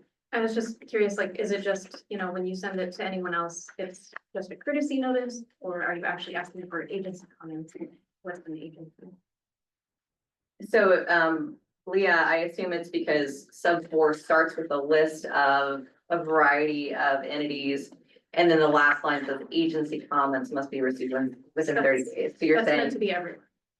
I believe so. And so we're gonna double check that because we want to make sure we're being accurate there. That's a good flag. Thank you for that. A question and follow-up, sorry. Yeah. Does that address tribal sovereignty and consultation? This is purely about tribes submitting comments. It is not a consultation rule. That makes sense. So yes, Sorry, I'm consultation. confused because, so is consultation addressed elsewhere because the tribe doesn't respond to just offers to submit public comments? Okay. I don't think we have consultation specifically outlined in any of these rules. No, so it's taking existing language there. And so the existing rules say, we shall send notice of all amendment applications to the planning departments of affected local governments, Indian tribes with land inside the project boundary or with hunting and fishing rights within the project boundary, state natural resource agencies, and hydroelectric application review team. And so that's our existing process, is that we send notice.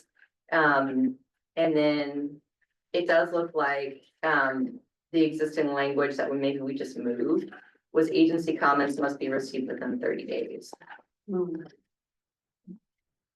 So my thought is just, the state of Oregon and other specific agencies, I'm not sure if yours does, but has developed, a guide handbook on consultation policies. And I think all the state agencies are aware and generally follow that. And, I can understand that things are different if you're just doing notifications for local governments or property owners, but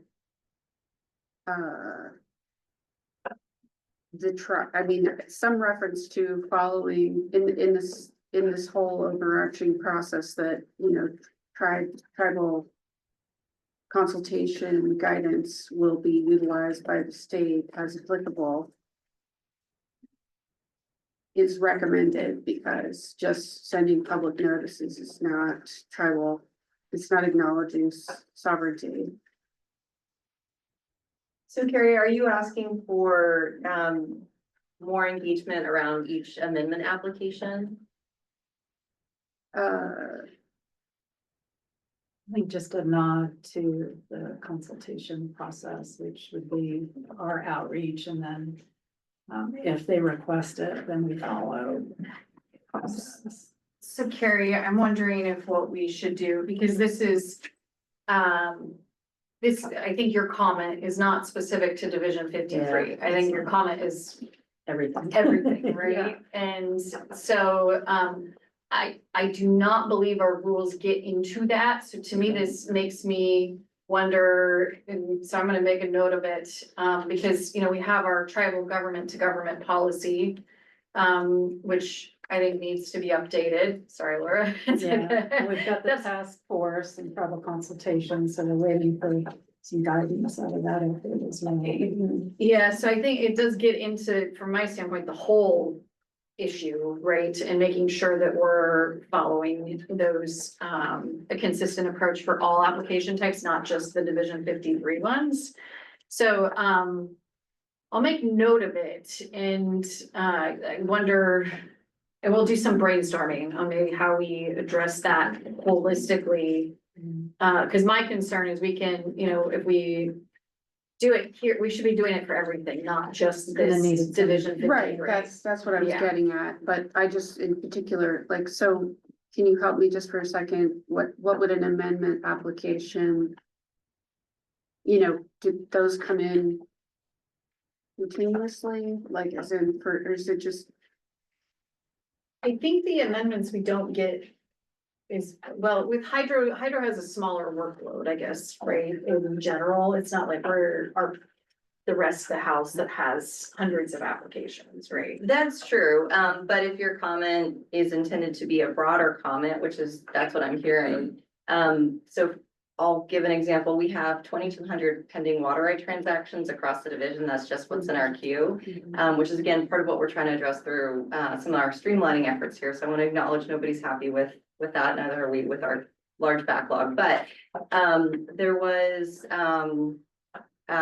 so I would love to talk with you more, or maybe that's a better role for Laura, but I did reach out to the Confederate Tribes of Grand Ronde a couple of years ago in a couple different ways, trying to see if there was some guidelines you all could provide us on when you would like us to reach out about consultation, because otherwise we're just gonna be pinging you on basic transactions. yes, We wanna make it meaningful for you. and that's valid probably for each tribe that, you know, they would probably want an annual consultation on what you're doing, and then they would guide you on which things are most important to them. And so I'm just acknowledging here that, you know, if this were something the tribe wanted to understand and comment on, it wouldn't be through a public comment period per se. Right. Yeah, and this is not the public comment period, this is, which doesn't, you know, I do understand it's not the same, but if this is through. Okay, so this is acknowledged Government. as a government Yeah, comment. yeah. Okay, so So this is a specific comment Yeah. period. So if one wanted to engage through a specific comment period, that's what sub 4 is for, but you're right, that's not the same thing as consultation. I think this role's an issue because it calls out the tribe specifically. So that's the other, right? So yeah, a need to maybe nod to following consultation processes. yeah, that's what I was You getting had at. some good It's language. it's a bristling point. Yeah. Referring to it as a comment period. But you wouldn't want the language about notification to Indian tribes on each application struck, would you? I understand this. I think we're talking about something additional that might be appropriate, but if we have here already as one of our requirements that we reach out to Indian tribes depending on you know, the specifics of the language in that rule, but I'm assuming there's not a desire to have that removed as an additional avenue. I need to think about it, confer some more, because this is just my first reaction. Yeah. I mean, the other thing we could think about doing is striking Indian tribes from 4 and create a 5.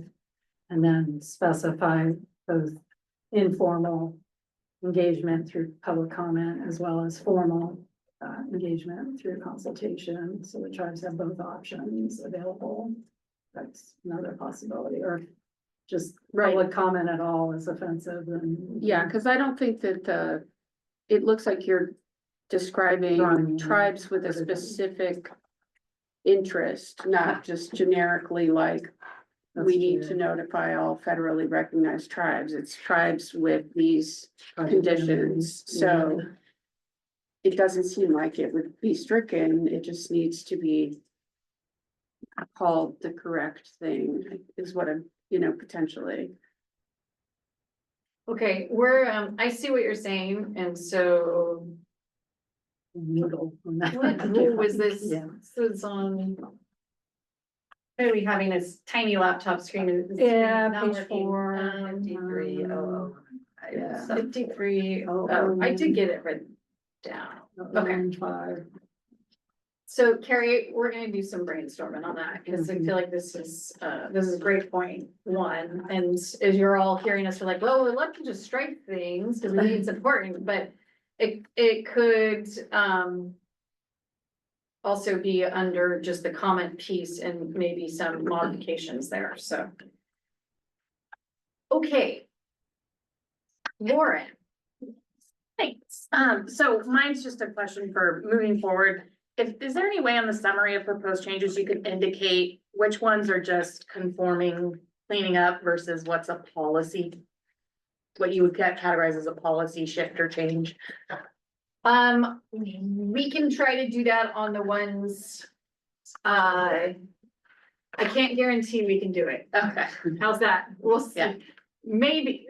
Thanks. I'll take the maybe. It'll just be helpful. Yeah, and the Yeah. reason I say that is, for the ones initially, the summaries I've been giving all of you, after we've done this, then I was like, gosh, it would really be nice to have that, Lauren. And so that's why the summaries you all are getting verbally for me is like trying to break it into like, this is implementation, but I haven't done that for each individual rule division. And when we get into division, you all are hearing which one's my favorite one, 69380, which is a 60-page rule division. I know, look at all the faces. I don't know if I can guarantee that we can do that, because some of it's gonna be within the same rule section, it's gonna be 3544, 3342, XYZ, potentially, right? But we can try to maybe do that. Yes, JR. Jared, no, I think this whole discussion we just had is a great example of cleaning up versus policy. Because what I see here is a cleanup in a normal standard, who you shall provide notice to as a department. And then we're discussing, a sovereign to sovereign, consultation process that is negotiated with the state of Oregon and other governments that brings in a new policy discussion into something that's a cleanup. And I think if we're gonna get into those types of discussions, we really need to harken back to the guidance of the legislation and the statutes, and that's where I think we really need to, tighten up the discussion around what is cleaning up and what is potentially dabbling into a policy change and what the legislation directed us to do. Okay.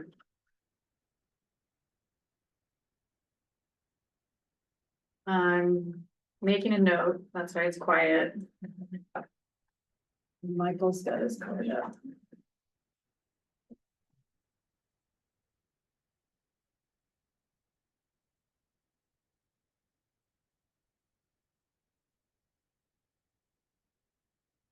Thank you all for that feedback. I agree with it, so I'm trying to work through how we get there.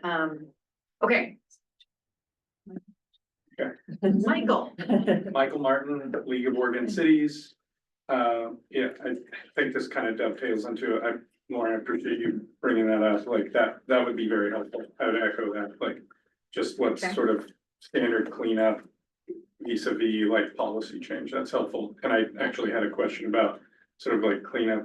So the rule 15 on 53, so it says it shall be sent by electronic means unless requested by regular mail. I know this is kind of a continuation of like three, but is that a check the box sort of thing? Cause I'm just kind of thinking about that for like our members, like if they're gonna opt into mail, which, that's a potentiality, I guess. Yes, they would need to opt into mail. Right now, it's the opposite direction, right? And so you all want us to be more efficient, right? So electronics way more efficient than sending via mail. And so yes, you need to opt into that. Okay.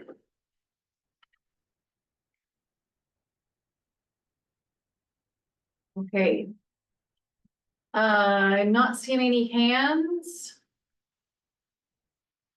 I was gonna.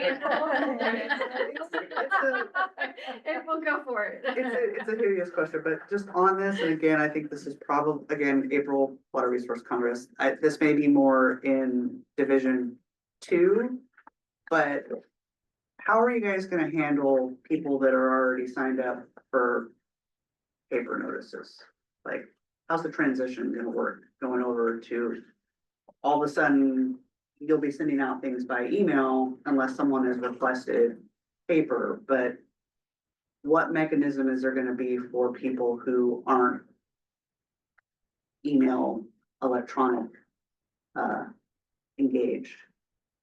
Katie, I hear that it's an implementation question, so I'm like, I'm totally not the expert on that.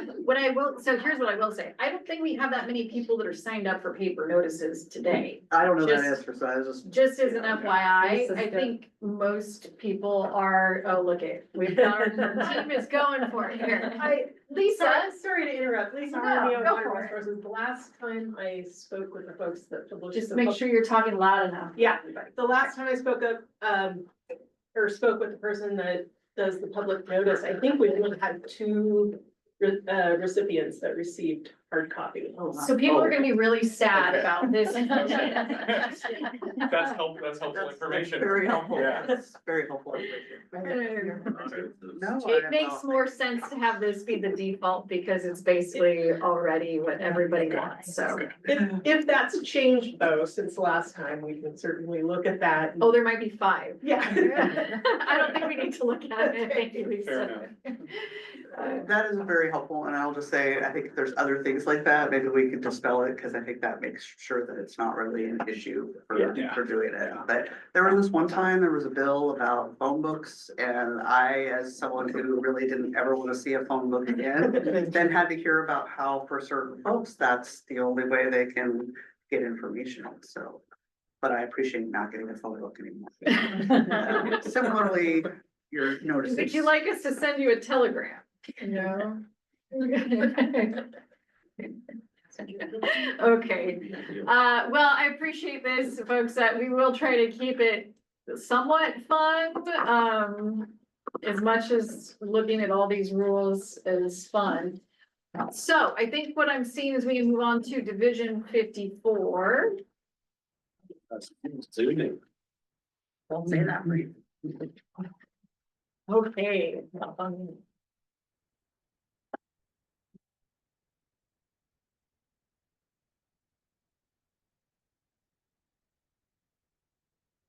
So, Division 54. What do we have here? We have some rule cleanup. That's conforming our rules to our statutory authority. Which relates to some of the provisions around requesting, standing, and charging a fee.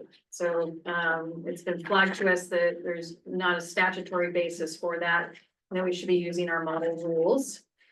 And the model rules for petitioning for party status. I'm gonna note now that I know Kimberly had said we need to look at this across the board, so, the other piece to this is the contested case improvement standardization stuff. So this one is basically the stuff you've already heard for the most part. So what is that? That includes the PFO becoming final after 33 days, or upon default, no protest, those kinds of things again. It also removes the consideration of the significant issues and instead requires referral. Part of that is, and so Kimberly will take a look at it, but part of the reason on that was, we either had to go down writing the language about unless it's the owner of the project, because they are entitled to a hearing, we can't just ignore that part. So, let's see, and then it also clarifies that failure to raise an issue with sufficient specificity includes consideration in the contested case. And then points over to our Division 2 rules. So that is what we've got in Division 54. Noting we need to do some more work on pointing over to Division 2 and coming back to you all with how these all interact. So with that, comments, concerns, questions?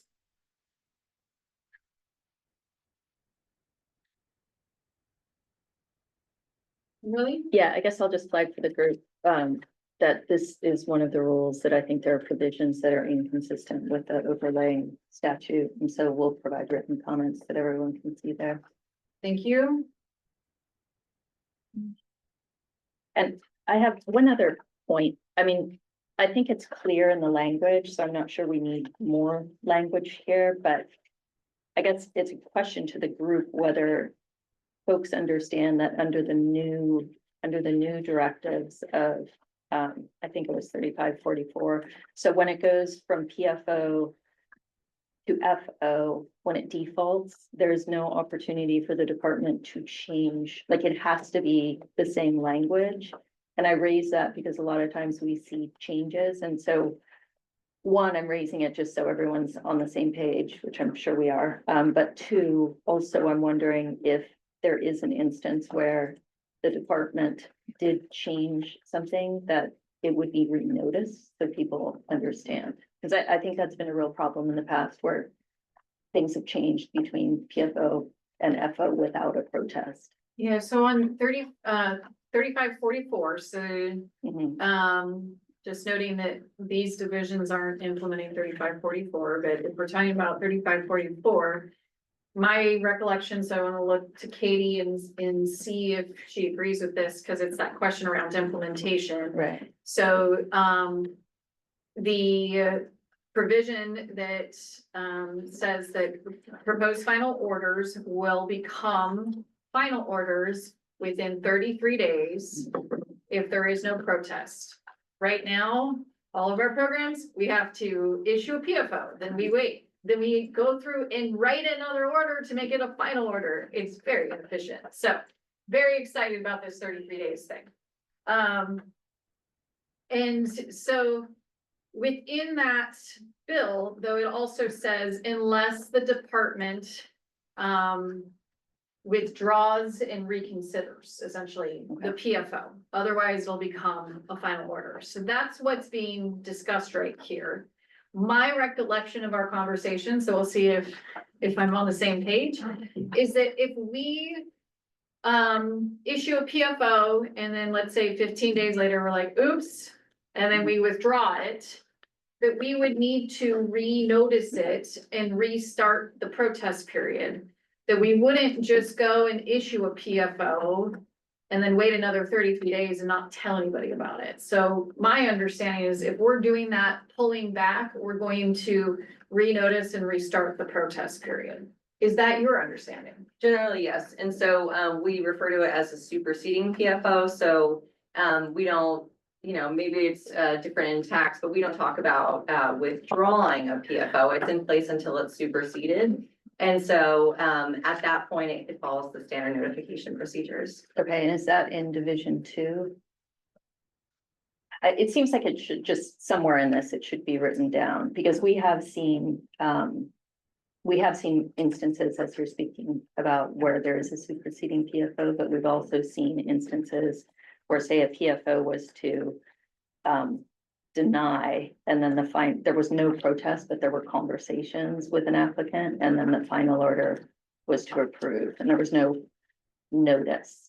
And so I think this is a good opportunity just to make sure that there's transparency and that if there are changes, especially with the new language, because the new language basically, I think, makes it clear that you can't do that, but just to clarify the process if there is change.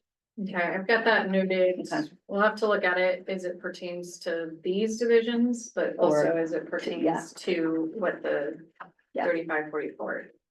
I don't think that's our intent, so I just, we'll check and see. I don't know that there is anything though that says that anywhere, that if we issue a superseding order, we must notice it. It would be nice to have it in writing, just so folks can point to it.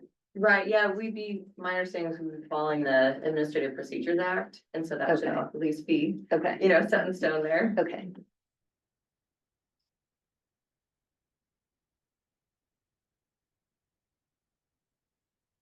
Okay, Lauren. Hi, Lauren, for PG, just a quick clarifying process question. As you're taking notes and we have changes in some of these divisions that we're going over today.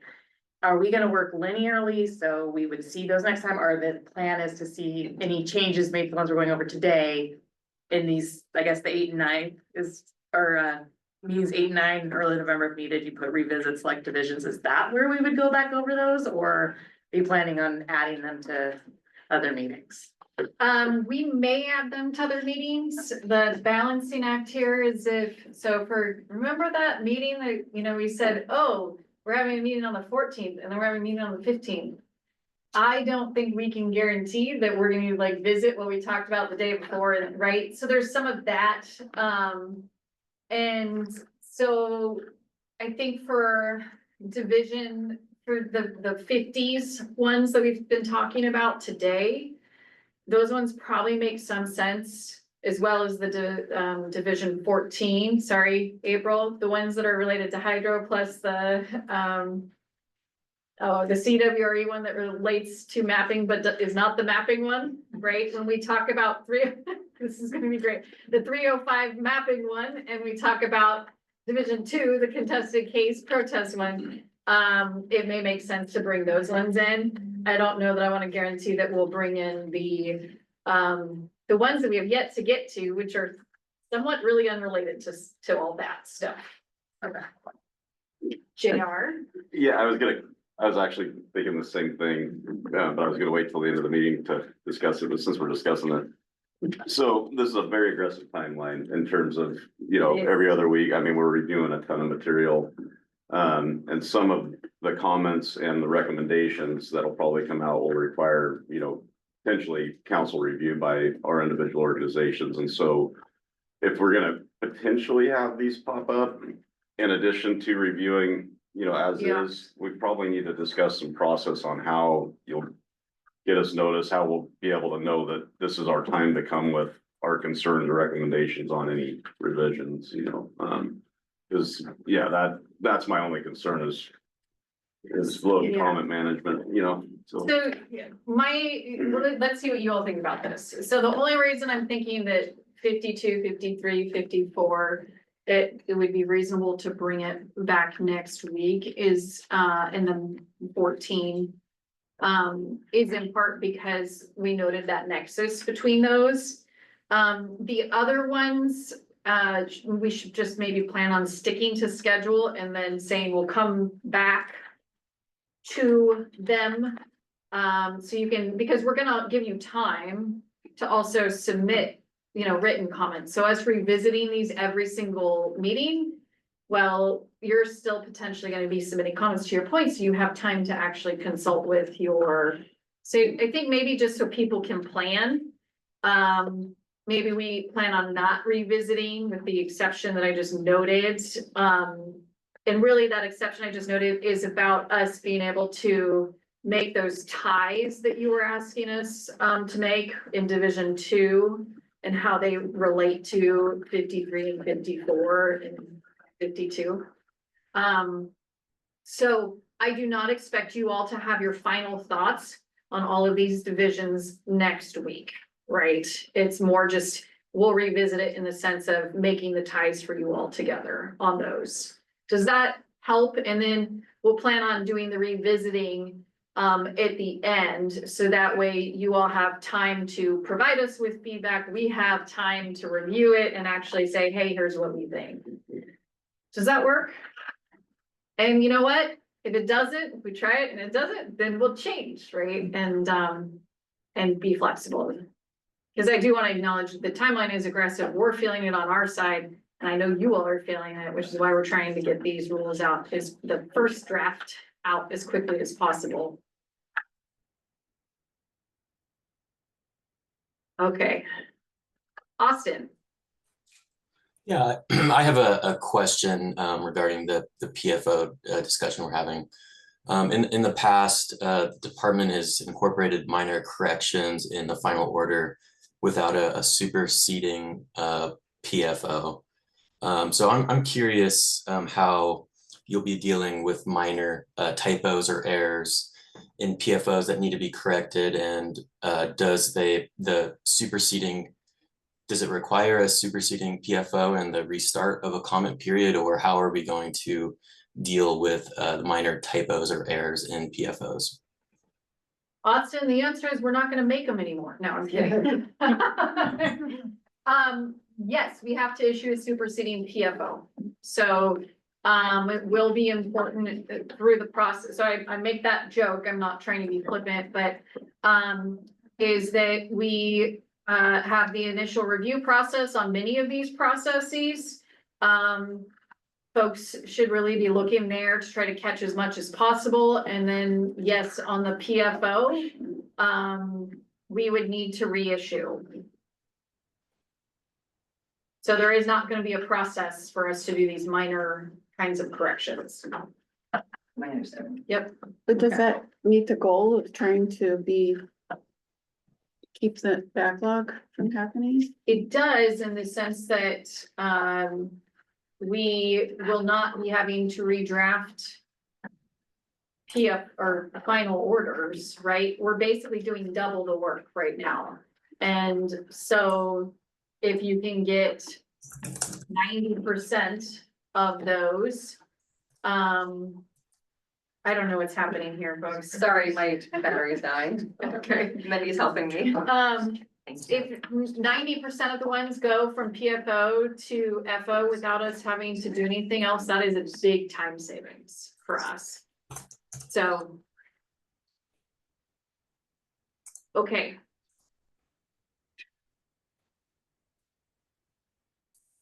I'm not seeing any more comments, so we're gonna move on to. Stupid chatting. Sorry. Okay. Quick question. It's listed in division 52, 53, and 54.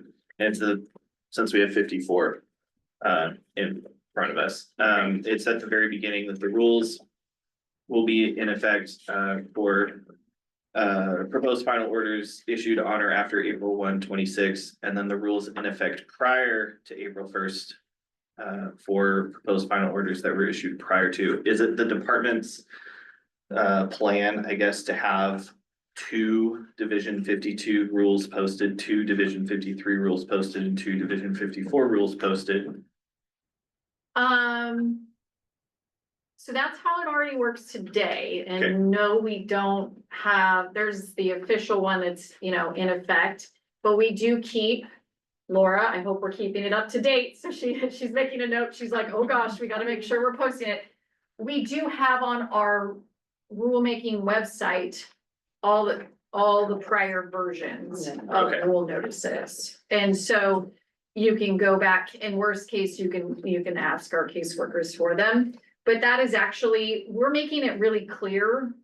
If you look at some of our old rules, you'll see like sometimes it makes it really clear, hey, these apply going forward, and sometimes it doesn't. But we have this statute that says like you'll process applications according to the rules in effect. Yeah. I'll note, at the time. So we were just trying to make it really clear. In particular on this one, it's really important because the legislation, when we start doing more of the 3342, well, even 3544, if I'm remembering correct, some of it applies to applications that were submitted. So it says, notwithstanding that law, this does apply to applications that are already in the queue. Yeah. So that's why we started, it gets the applicability. Legislative Council told us the applicability on one of these bills was the most complicated they've ever written. So that's all to say that we're trying to make it really clear in the rules, so that way people going forward know what they're being held to and what, applies. So. But, okay, so my understanding though of this is that it's only if a proposed final order has been issued, right? So let me pull up this one, because this one has, Yeah. It doesn't say application, it says proposed final order, so that I guess just clarification. It's on the screen. Yeah. I thought I could navigate between 3 different documents. And it's not working, so. And apparently I'm aging because I can see up there, but I can't see totally. The red is actually very hard for you to read, so.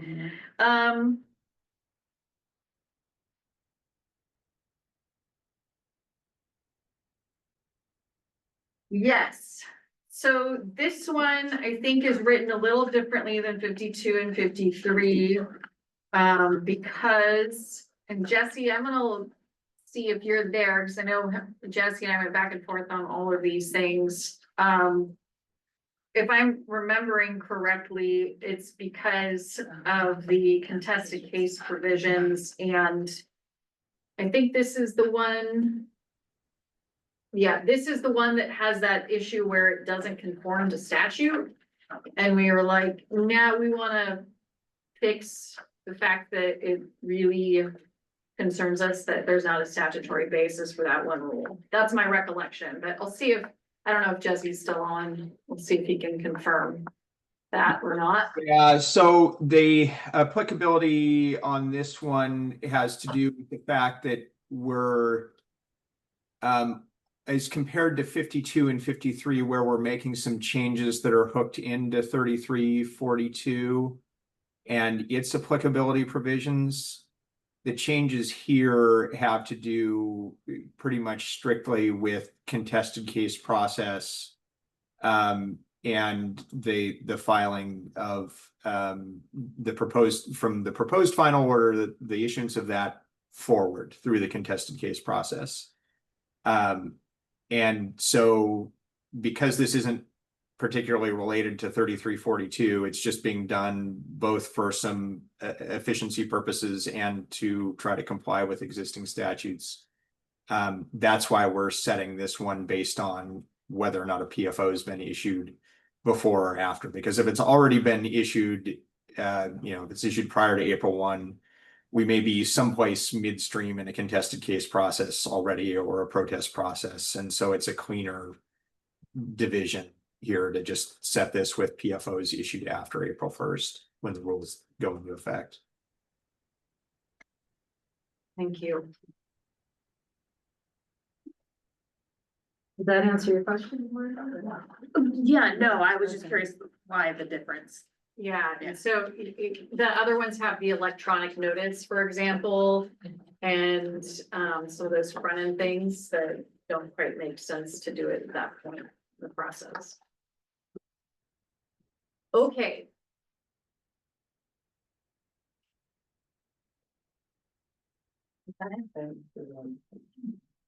How are folks doing? Do you need a 5-minute break?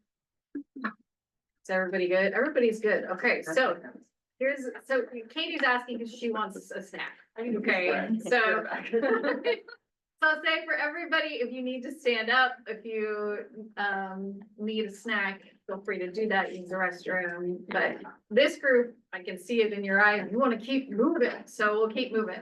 And we'll keep moving so that way you all ask me a question that I need her for, so.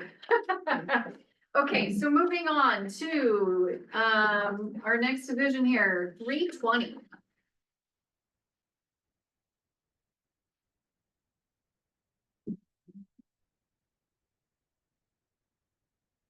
And seeing there's comments in the chat about muffins and how everybody online is sitting there wishing that they were in the room just so they could have some of these muffins. They were actually really good. There was like cream cheese in them or something. Okay, so 320.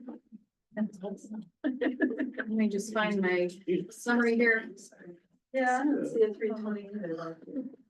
I was gonna say, I thought I grabbed it right there. Did we miss a printout? We did. If you could skip to the next one, I'll see if I can send. Oh, but this is the one that's like the easiest one. I have a, Brandon brought it home. Yeah. Laura, if you sent it. Oh, you brought your own?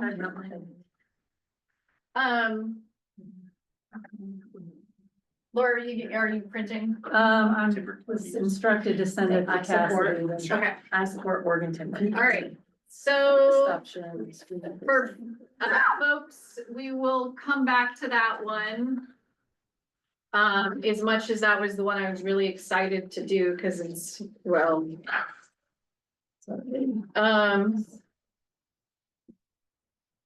Give me 1 second and share the screen.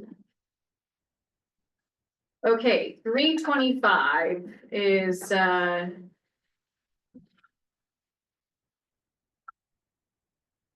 one that I'm less excited about because I just find these really confusing, but.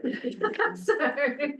All right, so 325, these are assignments. Oh wait, but I've got Lisa here, so I'm not gonna drown. It's great. We're okay.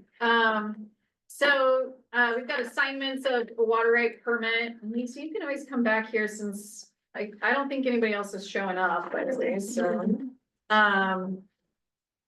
So assignments, we have. Lisa, please remind everybody what an assignment is. It's like splitting a water rate permit. So we like to call it split a permit. It's different than, assigning the record holder of a permit or transfer. This is we're actually, splitting up an existing permit based on ownership. Can we change the title so like it actually makes sense? I'd love that. Let's change the title.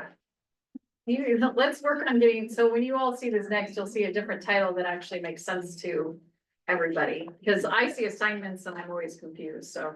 So I think the statute though says full or partial assignment of a water right permit. So.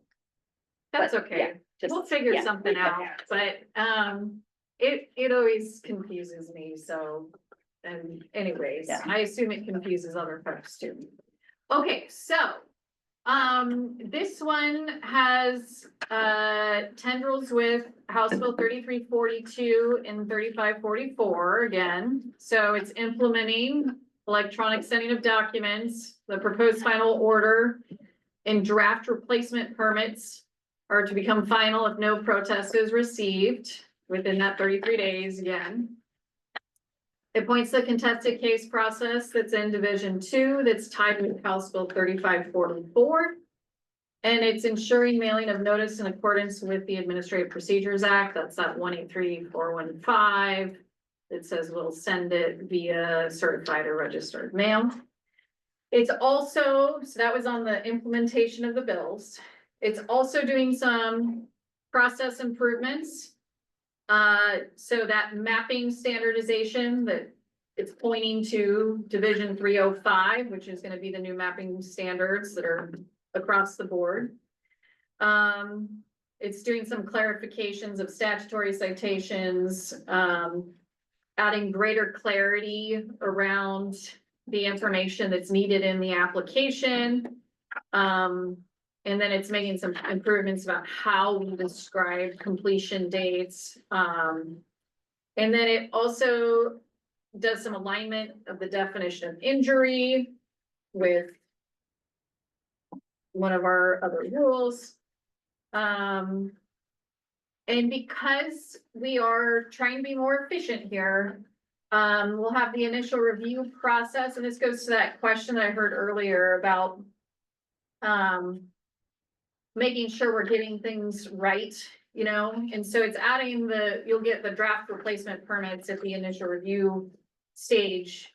And so we can try again to minimize those errors, so that way when that PFO doesn't get protested, the replacement permits and the PFO that is essentially automatically final, those are all correct, right? So that will be included there. And it also clarifies some of what part of the process is around fees.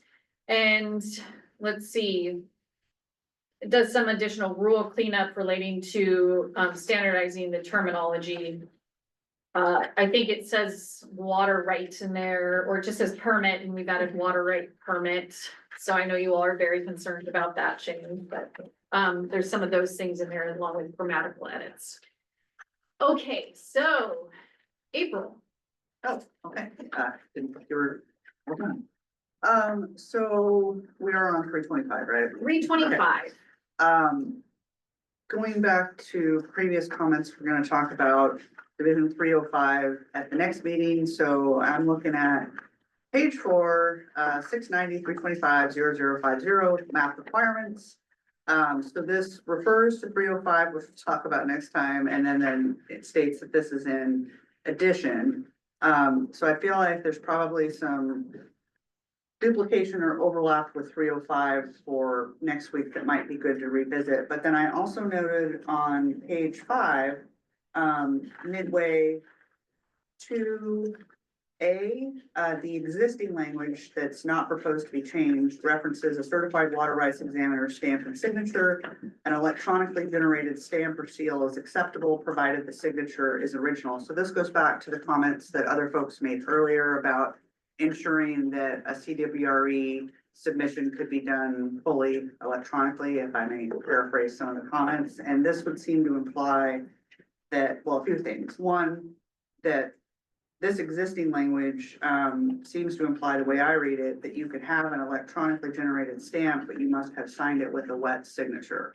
So if that is the way other people interpret that, that would seem like that also would need to be changed to reflect that someone could provide all of that electronically. And then I think this also, when the question was brought up earlier, I didn't necessarily think about these different cross references. And so I think I'm flagging this as being something I think we need to revisit to make sure that it's consistent with the map requirements in 305 that we've yet to talk about, plus the ones we talked about earlier and whatever number it was that we already talked about that was not a hydro ones. 14. Yes, where this came out, because I think, again, making sure that it's consistent, but also making sure that if our goal is to allow for all these things to be submitted electronically, that it's clear in all of those places that it can be done that way. I think there would be an argument that if you have it in one place and not in another, does it only apply to that section, or is it meant to apply to all of those things? That's good. Great, yeah, we will take a look at that, because it's making me wonder. Because Division 14 was about claims of beneficial use, but I'm wondering if we should be actually putting this part into 305. So that's just for you two, because if it's starting to appear in every single division, 305 is intended to be that spot for the everything. So maybe it needs to apply beyond just the claims of beneficial use. And I guess the other thing would be, because this might be in the Osbeil's rules, but in the rules related to CWREs, if there's a way that just could say that if they're a CWRE submitting these things, electronic stamp, electronic signature would suffice, or maybe some way to just have it all there. I don't know. Thank you for that. And I also made a note from myself that we need to make sure, someone had said, make sure you're not getting crossways with the Osbeil's rules. And so I think we need to make sure if they've got official stamping, that whatever we're putting in our rules, we're not the cross purposes of theirs. That was more for these two than for this group, but I have a meeting with them on the 24th, so this is good. Figure out what questions we might have.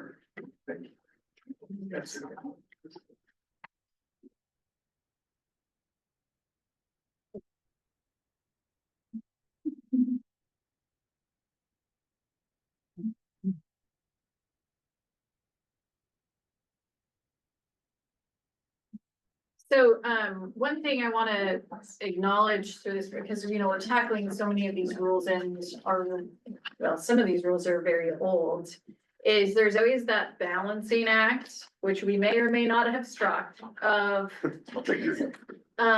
trying to make edits and make everything consistent, and then being like, well, it's good enough, right? Because at some point, so I think we'll still, as much as we want everything to be the same across the board and have the same language, we'll see if we get there. So just know we're trying to do that balancing act, and that's why on some of the comments on 52 and 53 and 54, we're always having to do that. Well, if we delete this, then it looks like new language, even though it's, it's really not a substantive change. So that's one of the challenges we've got on these rules.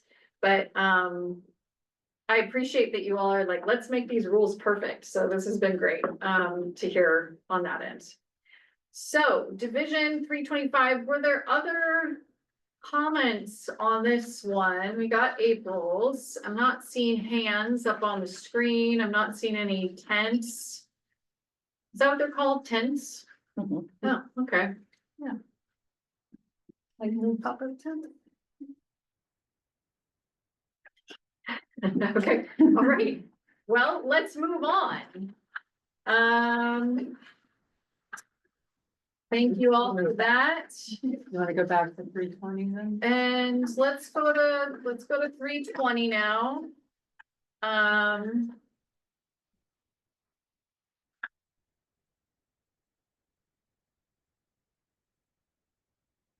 The 320.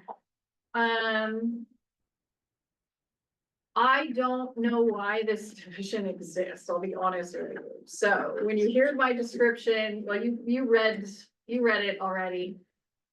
This is doing some rule cleanup. And we're gonna retitle it to miscellaneous water rate process provisions because there's a couple things that still need to stick around.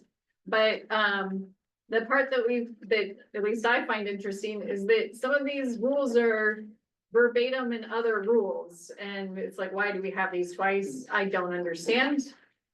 So what this will do is we'll retitle the chapter, just flagging that, because right now it's also labeled water rate permits, which I don't understand. I don't understand this chapter. We'll just leave it at that. So it repeals rules that they're no longer needed. So that includes so these are all under 69320, right? And so that's 0010. Which are extension of time limits that predate 7/1/2001.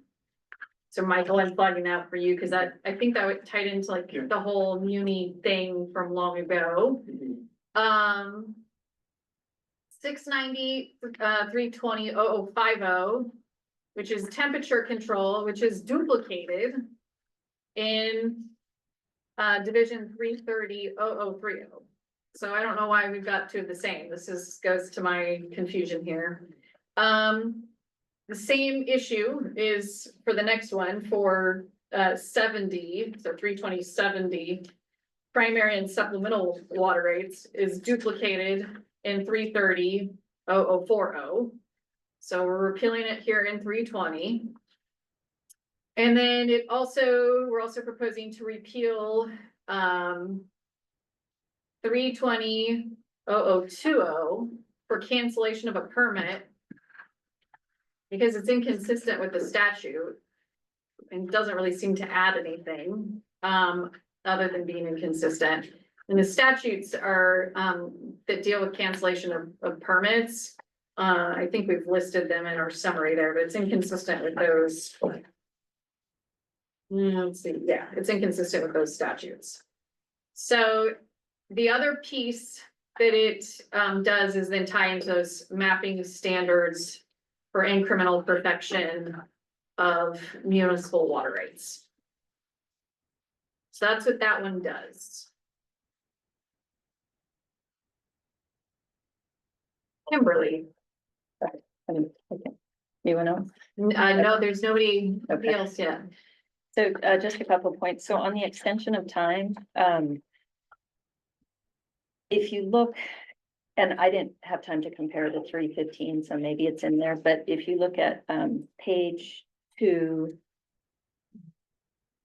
proposed deletion of subsection 10 and 11, those still live. So in other words, there are checkpoints. This sets up the checkpoints, and then it sets up what to do if there are issues at the checkpoints, and including a comment. So it seems like we need to have that somewhere, whether it's just redoing this section to say for those permits issued, I don't know if the date is 2001, but whatever, XXX, then that have been designated checkpoints. Here are the rules. Do you see what I'm saying? I'm tracking you. Okay. It'll make more sense if you just look at 10 Yeah. and 11. Long story short, I think we still need that rule, that portion of the rule anyway. Yeah, I'm tracking what you're Okay. saying. And then another comment. Then Kimberly, oh, let me sorry. get that down.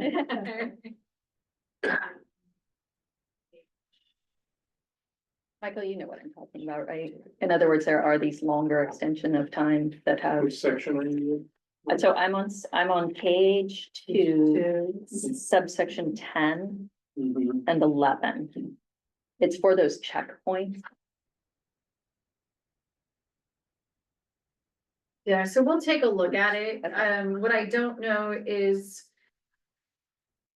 whether it's still needed or not, just because they would have, well, we'll take a look at it. Yeah. It's a good flag and whether we need to keep subsection 10 and 11 of 320.0010. Yeah, and probably maybe put in a introduction. Sorry, Katie, were you going to say? I was sit just somewhere else? waving, to jump in when you were finished. No, go ahead. Okay, so Kimberly, I think that would be a good comment to revisit when we get to our 315 division discussion. And looking at, some of the language we have there. So these rules, we're proposing to repeal them because they were only effective until July 1st of 2021. So they do, the rules are no longer in effect, but, we do have language about checkpoints and you can see what we're proposing to do. Okay, great, fantastic. That's great. Thank you. And again, I haven't looked at 315. And then, and again, this is just a question. So on page 6, under the primary and supplemental rights. One, I'm not sure putting this. I think we just need to, or I would encourage the department to make sure that where it exists now actually captures.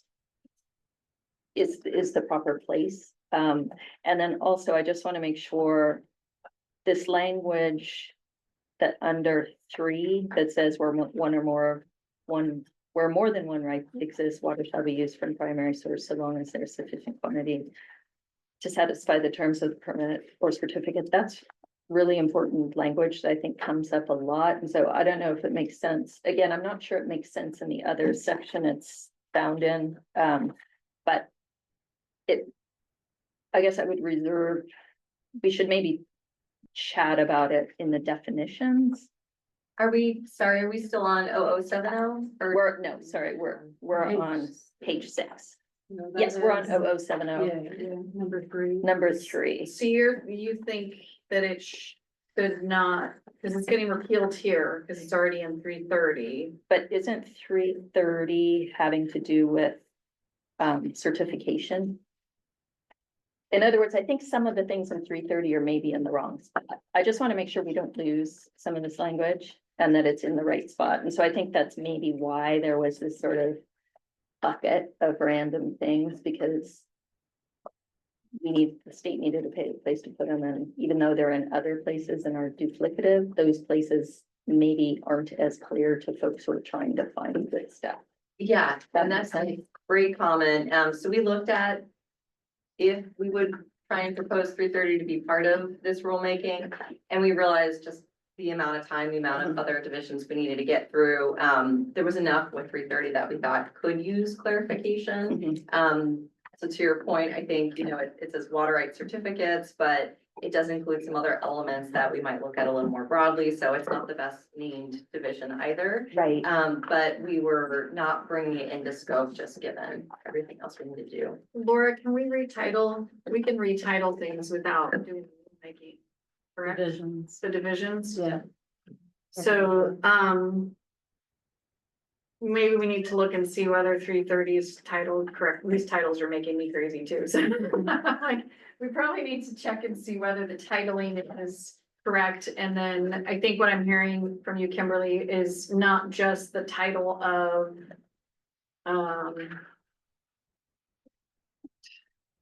but also that we need to make sure that 330 is not confined in a manner Correct. that limits the applicability of these rules where they need to be, or the rules that we're repealing because we're saying they're in 330. Right, that's a very good way of putting it. And then I would just add to that, I'm not sure it's harmful to have duplicative language in 2 spots if it needs to be. Want shorter rules.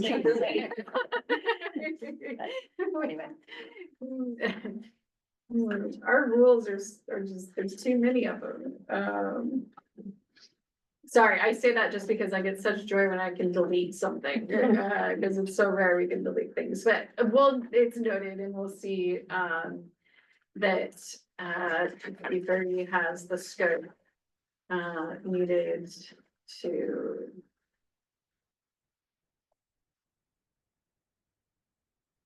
I'm assuming one of you got what I just said. Yes. Okay, good. Yes. I was like, I said that so much more eloquently than what I just am trying to type here. Okay. I'm not seeing anybody on the screen. I'm not seeing any more name tents. So any other comments on 320? Just to make sure, so is this one that's gonna come back? Or is this like, well, 8 and 9? Because I've got some things I need to research on this as well. Yeah, this will be at the end, we'll come back to it. So we'll, since I heard from all of you that you would love for us to have meetings in November, we'll get some of that out and also we'll put a schedule out so folks can plan. Michael? Yeah, Michael Martin, League of Oregon Cities.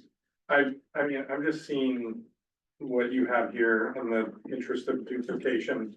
Like it already exists in Division 330, Rule 40. So it's simply a strike and it's already in there, correct? Same language. Yeah, There you go. yeah. Okay.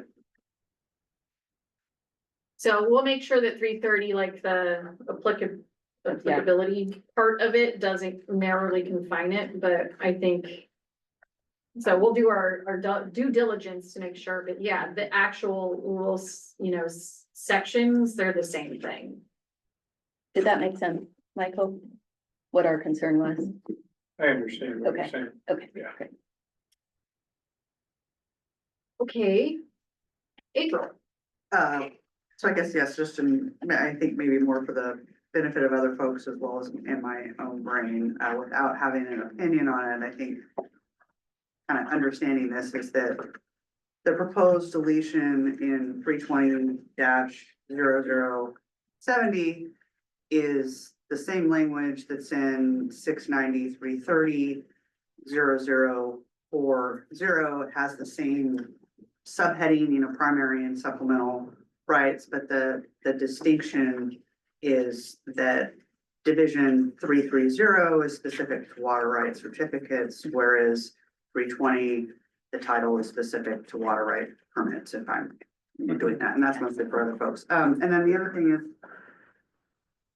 I'm really sorry to say this, but I think we're already hopefully realizing that we're gonna need to meet in November, as you said, Raquel. And I think it would be good, if we could get some dates put out there sooner as opposed to later. Agreed.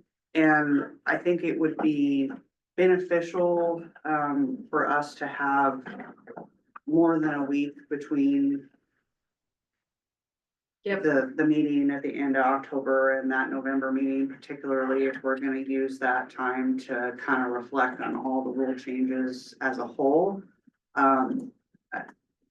Maybe a 2-week period or, I just think it more than a week would be helpful because it's both that you guys, staff will need time to put all that stuff together, be able to get it out to the RAC so that we can review it. But then as JR's mentioned, many of us will also be getting comments from legal folks. So as much as I don't want to prolong all the fun that we're going to have in the next couple months, I just would respectfully ask that we have a longer lead time for that last one. We will get a poll out of dates for November and the lead up all the way to the holidays that people usually take off. So we'll try to, because again, we're really trying to do it because we do want folks to participate. And if only 5 of you can show up in week 3, then that doesn't help. But if all of you can in week 3 of November, bring some, I guess most people eat turkey, so bring some turkey. No, I'm kidding. But we'll have more pumpkin. We'll have Cassidy bring us more pumpkin. We'll need the commission, because if we wait till. Yeah, we'll sort through that. Yeah. I don't have time to fly. Okay, So with that. JR, Yeah, I just really want to highlight that I think this one deserves a little bit more scrutiny and attention, because a lot of the applications, especially in our basin, and this specifically allows us in 070 to apply for a permit and distinguish that we're doing it in the interest of conserving groundwater. And the way I read this, it almost looks like it's preventing us from doing that. If I can't get to the certificate language in the next section in 330 without a permit. If the permit doesn't allow me to say in the interest of preserving groundwater, I'm going to use my surface water right as a primary over the top of my primary groundwater right, which is what this is allowing us to just to have an option to do. Then I can never get to the certificate because I can't even get to the permit. That makes sense. Is the way I'm reading it.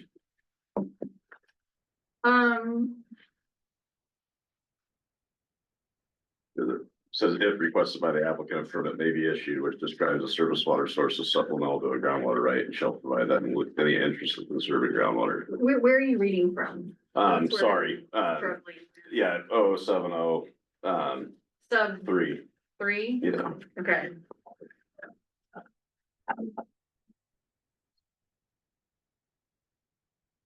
Let us go look at 330, the other rule division, and see. If it goes back to that comment that Kimberly had about the implicate, like, why are they into, it goes back to this question, why are there duplicates, right? Yeah, and and- April is a good catch on permits versus certificates. So 330 certificates. Yeah, so we'll take, but if it's only the title that's certificates and not the rest of the rule, then it, okay, Lisa. Just looking at it, there's no applicability section. And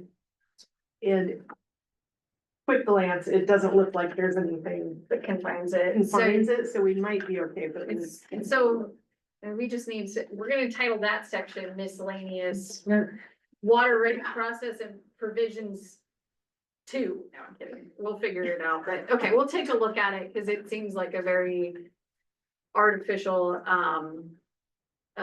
distinction that is unnecessary, but Michael. Oh, I was, yeah, it's a legacy. Legacy. Okay, Isn't it awesome working with language from like 100 years ago? welcome to our line every day. How are folks doing online? Are you able to hear us okay? Okay, I see a hand from Greg. Greg? Yes, hi, this is Greg Capillas. Yeah, I guess I just wanted to comment. I mean, I'm looking at this language that we see both in Division 320 and 330. It does, as far as I can tell, look to be the same exact language. And what I find a little confusing is that it's, you know, this in 320, which is supposed to be for permits, it's talking about rights. But yet you go down to subsection 3 here and it refers to issuing a permit. So, I mean, it's just, I just find it all a little bit confusing, really. Us too, Greg. All right, I just wanted to throw that out there. We appreciate that. That's why we want to delete it, because it's just odd it's odd to us, but the titles is a good point, and the titles are odd, so. Okay, we will take a further look at this and make sure we're not inadvertently, I will make a note that we'll also check to see what is referring, if any of our other rules. If any other rules are referencing these divisions. As Kimberly, that kind of goes back to that point of like, are we accidentally, you know, deleting? So we'll make sure that we have done that due diligence, but one outcome of this, based on just, we don't want to get into nitpicking 330 because that in itself is a whole thing. And when I say nitpicking, I mean that in the best way, because we have issues with it, right? But, what would probably make the most sense potentially is to just combine these two, right? But if we do that, I just want to make clear for this group, we're not opening all of the other things, because then you will be here in January. Nobody wants that, right? That'll have to be for a future rulemaking, but it could be that it just makes sense to hold them over. So we'll take a look at it, but I appreciate the conversation and also the just awareness of trying not to have unintended consequences, even though it doesn't make sense. So, okay. Does that mean we're at 340? Okay.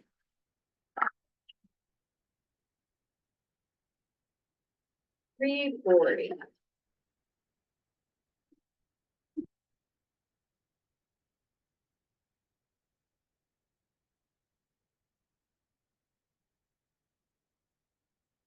Great.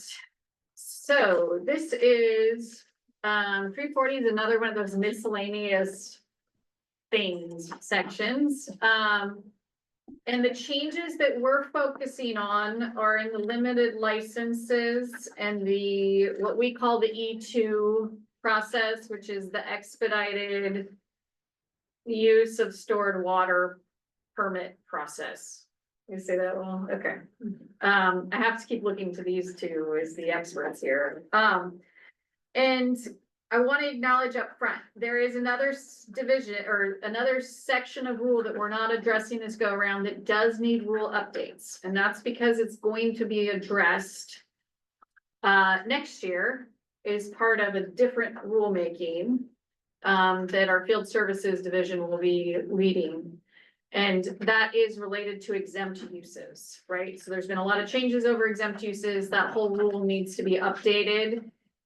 Given how focused we are on non-exempt uses on this rulemaking, we're not addressing it in this go round. But it will get addressed. In the interim, the statute supersedes, wherever there's conflicts in the rules. So just want to acknowledge that up front. I know that Chris Hall, thank you for your comment and question yesterday. Wanted to make sure I acknowledged that in the meeting. That was a very good point. So that's what you're seeing here. In terms of the changes, there's some rule cleanup because apparently we had some circular references, which is always fun when rules point you in a circle. We also have some the mapping piece, so connecting to 305 again for these two types of processes. It also has in there a nexus to 3342 relating to that electronic sending of documents for the stored water applications. And then the other piece is that so this is a policy that's not tied to any of the legislation, which it specifies criteria to determine that a comment has raised or identified a public interest issue that merits the standard process of review for issuing a permit to use stored water. So, Katie, I'm probably gonna need your help on this one, but this essentially, there was a recent court decision that said, hey, you shouldn't have used the expedited process, you should have used this other process, which is the non-expedited process, right? And so this rule is trying to prescribe when is it a comment that's a public interest issue that really needs to be pushed over into the regular process versus being able to continue on this standard process. And so that one I want to flag because I know there's probably interest there. That one is under the 0060, the expedited review one. So did I explain that correctly? You did, yeah, I'd be happy to provide more context, like. Let's see what folks have looked at the rule. I see brains turning here. So yes, Leah. Yes, so in that section, 693-40-060, sub 7A. I'm just trying to think maybe there's a way that could be phrased a little bit clearer, because basically it says, for this to be a public interest issue, it has to be relevant to the use of stored water proposed in the application. But if it's a comment that's relevant only to that stored water, it's not a public interest issue. So like what does it take to make it a public interest issue? How is that explained in that? Yeah, so, if I can. Yeah, go for it. Yeah, thanks for the question, Leah. So, we have, several different steps in our process in some cases. So, somebody may need, a permit to appropriate water, a permit to store water, and then a permit to use stored water. In the case of surface water, they need a permit to, one permit to store the surface water. You can do that at the same time. And then a permit to use stored water. So we've got then two different pathways for use of stored water. One is the expedited secondary process, or E2, as we may call it. And it's intended, I believe, by the legislature to be a fairly quick, straightforward process. But if we determine that public comments have raised a public interest issue under 537-170-8, then we move it into the standard review process, which is a lengthier process and has different statutory requirements. And so we wanted to be clear in our rules that it's not intended for us to reopen a previous decision we've made. So the application for use of stored water that's previously been approved stands. And then the application before us is for use of stored water. And so if we receive comments on the storage right, that decision has already been made. If it's a comment on a character of use change that's already been approved for the storage right, that decision still stands. And so we're looking at, do the comments actually pertain to the application in front of us, use of stored water? Is there a way where you think the phrasing could be a little clearer? Maybe just in that last sentence, because when you explain it, yes, that does absolutely make sense. And when it says comments relevant only to the storage of water, maybe like approved by previous application or something like that, so that it's clear that it's talking about two different applications and you're not reopening the other one. Not just like you're storing water in general, it's that application. Okay, thank you.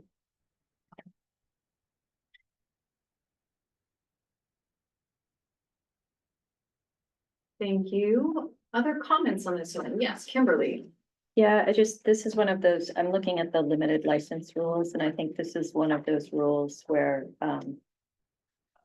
there are some areas that are inconsistent with statute, and I'll just mention one because it might be of interest to April and others, but so on page 4, down at the bottom, so 7. It says a limited license does not receive a priority date and is not protected under ORS 540-045. And it's true that it doesn't receive a priority date, but if you look at the statute, it says it's subordinate to water uses from the same source. So I would suggest that maybe you just parrot the statutory language. This comes into play when we're on a system where there's both stored water and live flow. Like for instance, from Prineville Reservoir, NUID gets limited licenses for stored water that has to go all the way down the river, and that's a separate source than live flow. So that, in my mind, under the reading of the statute, that water is protected. The state should be able to protect that water all the way down to the point of diversion against live flow rights. So it's that, it's that color of water discussion. So I think that's clear in the statute. So if you could just use the statutory language or explain it more. We'll take a look at that. Thank you.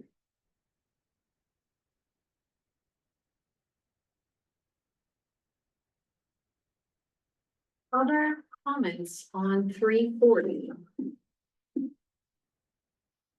I have a question. I'm sorry, anyone?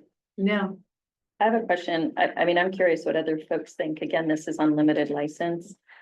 Right now, because you can get a limited license for 5 years and you can get more than one limited license, some of them go on. And right now, the water availability statement, the water availability is determined by a statement from the water master on a form provided by the department.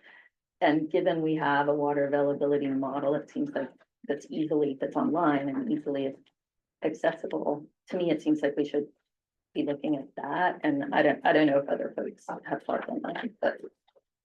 Yeah, so the water master does look at wars, but the reason I think there's this distinction here is because, in some cases, well, in many cases, right, a limited license is for, it could be even for a 1-year period, or it could be for a few months out of a year. And in that case, the water master might have some on the ground knowledge that it's a good water year. Yeah, so water happens to be available. So it allows them to use their on the ground observations for that period of time, but for a very short period. Yeah, and I mean, maybe there's just something to think about is maybe there's a distinction between a 1-year limited license versus a 5-year. There is. Oh, okay. Yeah. They have to do a water availability for. I want to make sure I'm being precise in what I say so I can follow up. Okay. But yes, we do look at things differently. If it's for a 1-year limited license. Okay. The on the ground observations are gonna be more important, or they can be considered more deeply than what's in wars, because it's a, close in time observation. But if it's longer than that, wars is gonna be more important to us. Okay. But I wanna confirm and be clear in what I say. Yeah, and if that's correct, it might be worth clarifying that in little, just something to think about. Are we doing limited licenses on groundwater or is it just surface water? You're doing groundwater. So wars would be, okay, so it just gets a little more complicated and we should probably talk a little bit more about, so I thought we were moving away from water master into groundwater section when it's groundwater. Yeah, I think, so I guess kind of, big picture is we think there's more that could be done with these limited license rules. We decided the only reason we're touching these at this time is just for the map requirements, right? There's broader conversations I think that could and should at some point be had about limited licenses. But to your point, Raquel, yes, we think the prompts on the water master review form do need to be updated for clarification. Because the water master can't see below ground, right? So we don't want someone to misinterpret a water master statement that comes in the door, right? Before we've even done the groundwater review. The rules require the water master review to come in with the application. And so they're giving their best knowledge, but they're not necessarily a hydrogeologist, and the folks who are our experts for groundwater and what's below ground are the groundwater section. So we think we should clarify that on the form. Okay. Not seeing any more hands or comments, so this is good timing for the director to return because this RAC got through all 8 rule divisions. Nice. Today, we've got some things we gotta revisit, but so this was very productive, very helpful. I appreciate some of the feedback around how we can make this easier on you. We will attempt to do that as much as we can, although as I stated, we might not be able to do it 100%. So we'll sort through that. And let's see, Katie, do you have anything to add? No, not before we go to the public comment. Okay. The only thing I'd say on public comment is because we noticed it for 11:45, we can't leave for 11:45. Okay, let's go to Ryan. Yeah, hi, just a couple of quick comments that were more general in nature, so I didn't want to get it lumped in around a specific rule, but I just wanted to say thank you to staff for preparing the one-page summaries to go with each rule. Very much appreciated, kind of helps me stay on track. So just want to give you a shout out on that. And then second, there was a comment, and I apologize if this was brought up. I confess I haven't been available for the entire conversation just due to conflicts with the board meeting that was already scheduled. But there was a comment earlier that was that made me think, to the effect of there were aspects of the rule which are driven by legislation and other aspects which are not. And I think for those of us who are, and myself in particular, kind of new to this general conversation, I think I would certainly benefit from knowing which specific elements are driven by those changes in 3544 and the other one. And if that would be possible to kind of call out those ones that are intending to address statutory changes as opposed to just kind of general administrative cleanup and that sort of thing. Thank you, Ryan. We are going to try to do that. We had noted that we will try, but it will get a little complicated, so we might not be able to do it for everything, but where we can, we will try to make that clear for folks. There's some of them where it'll get a little more complicated, I think, to do that, but I would expect nothing less. yeah, it's water, right? It's water. All right, thank you very much. All right, so WRD staff will stay on in case, I guess we've got a technical issue with how we post our agenda, but the rest of the folks, you are welcome to leave. I do appreciate your feedback. Was there anything else just going around the room? Well, Laura, was there anything else? Laura has something. You're not welcome to leave. There's a wrap up. Yeah, and sorry. we talked about, so just a reminder about our next meeting and what divisions we plan to cover. Cassidy's printing some things out. She's gonna bring them up here, I think, or at least if you want to stick around. Perfect timing. Perfect timing, there you go. I know Glenn had asked for those, but the rest of you in the room, if you want to grab those copies. And then I think we have a suggested date of August or October 1st. We're getting any written input on what we discussed today, so that's 2 weeks. So obviously sooner is better. We have recorded the meeting. We will put together sort of a high-level summary and, identify follow-up items in that summary. And the recording will be posted online, so anybody else that wants to review that can. I'll also send out, we've created a form for collecting feedback from other agency staff as well as our internal staff, and I'll provide that form for you all in case that format for providing feedback works. But as Raquel said at the beginning of the meeting, we'll take it however we can get it. So, and that's all I have. I don't know, Raquel or Katie, if you have anything to add as far as next steps and wrap up for this group. I feel like, I don't know, do folks feel like they need more from me right now? I think we've got a plan going forward. I'm not seeing other. Mindy, was there other questions? Yeah. Down in the chat, just for visitors in the room, don't forget to please turn your badge back into the front desk and sign out, please. They do close at noon, so if you leave the room later than that, you can leave the badge with me. Thank you, Mindy. I think that's commonly referred to as the JR Cook rule. Kind of bogarted a few of those back in the day. Oh, and a reminder that there are parking passes, so that's extra incentive to turn in your badge. So you pick up those at the place. Other items? This is a lot of good feedback today. Thank you all. Yes. Yeah, so. Are you good on your front? Anything else? Okay. All right. By the way, this is the glorious baker over here that everybody was. Yeah. So if you don't want to pay for parking and like. Okay, well, thank you all. We will stay online in case there's, was there anybody from the public that wanted to comment? I would just now? grab one, even if you. We don't have to wait be till here in person, 11:45. use it. It's not. Yeah, exactly. Those are gonna get taken off. Next time there won't be time. Yeah, so we can All right, I'm not seeing anybody that wants to comment. Oh, We will sit here for our 5 Yeah, we'll sit. 5 minutes, but. And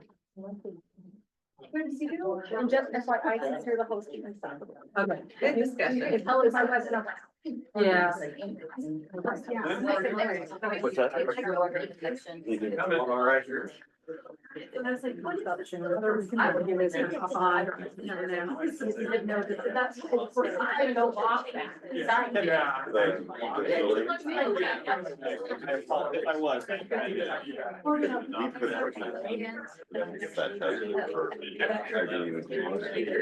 want to try one. That's sort of a- almost like we need.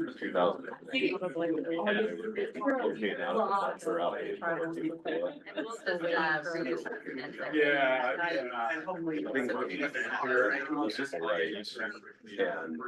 Then we use water. There's two things that we really want to focus on for data center. One is not having to recycle the water. We almost have that.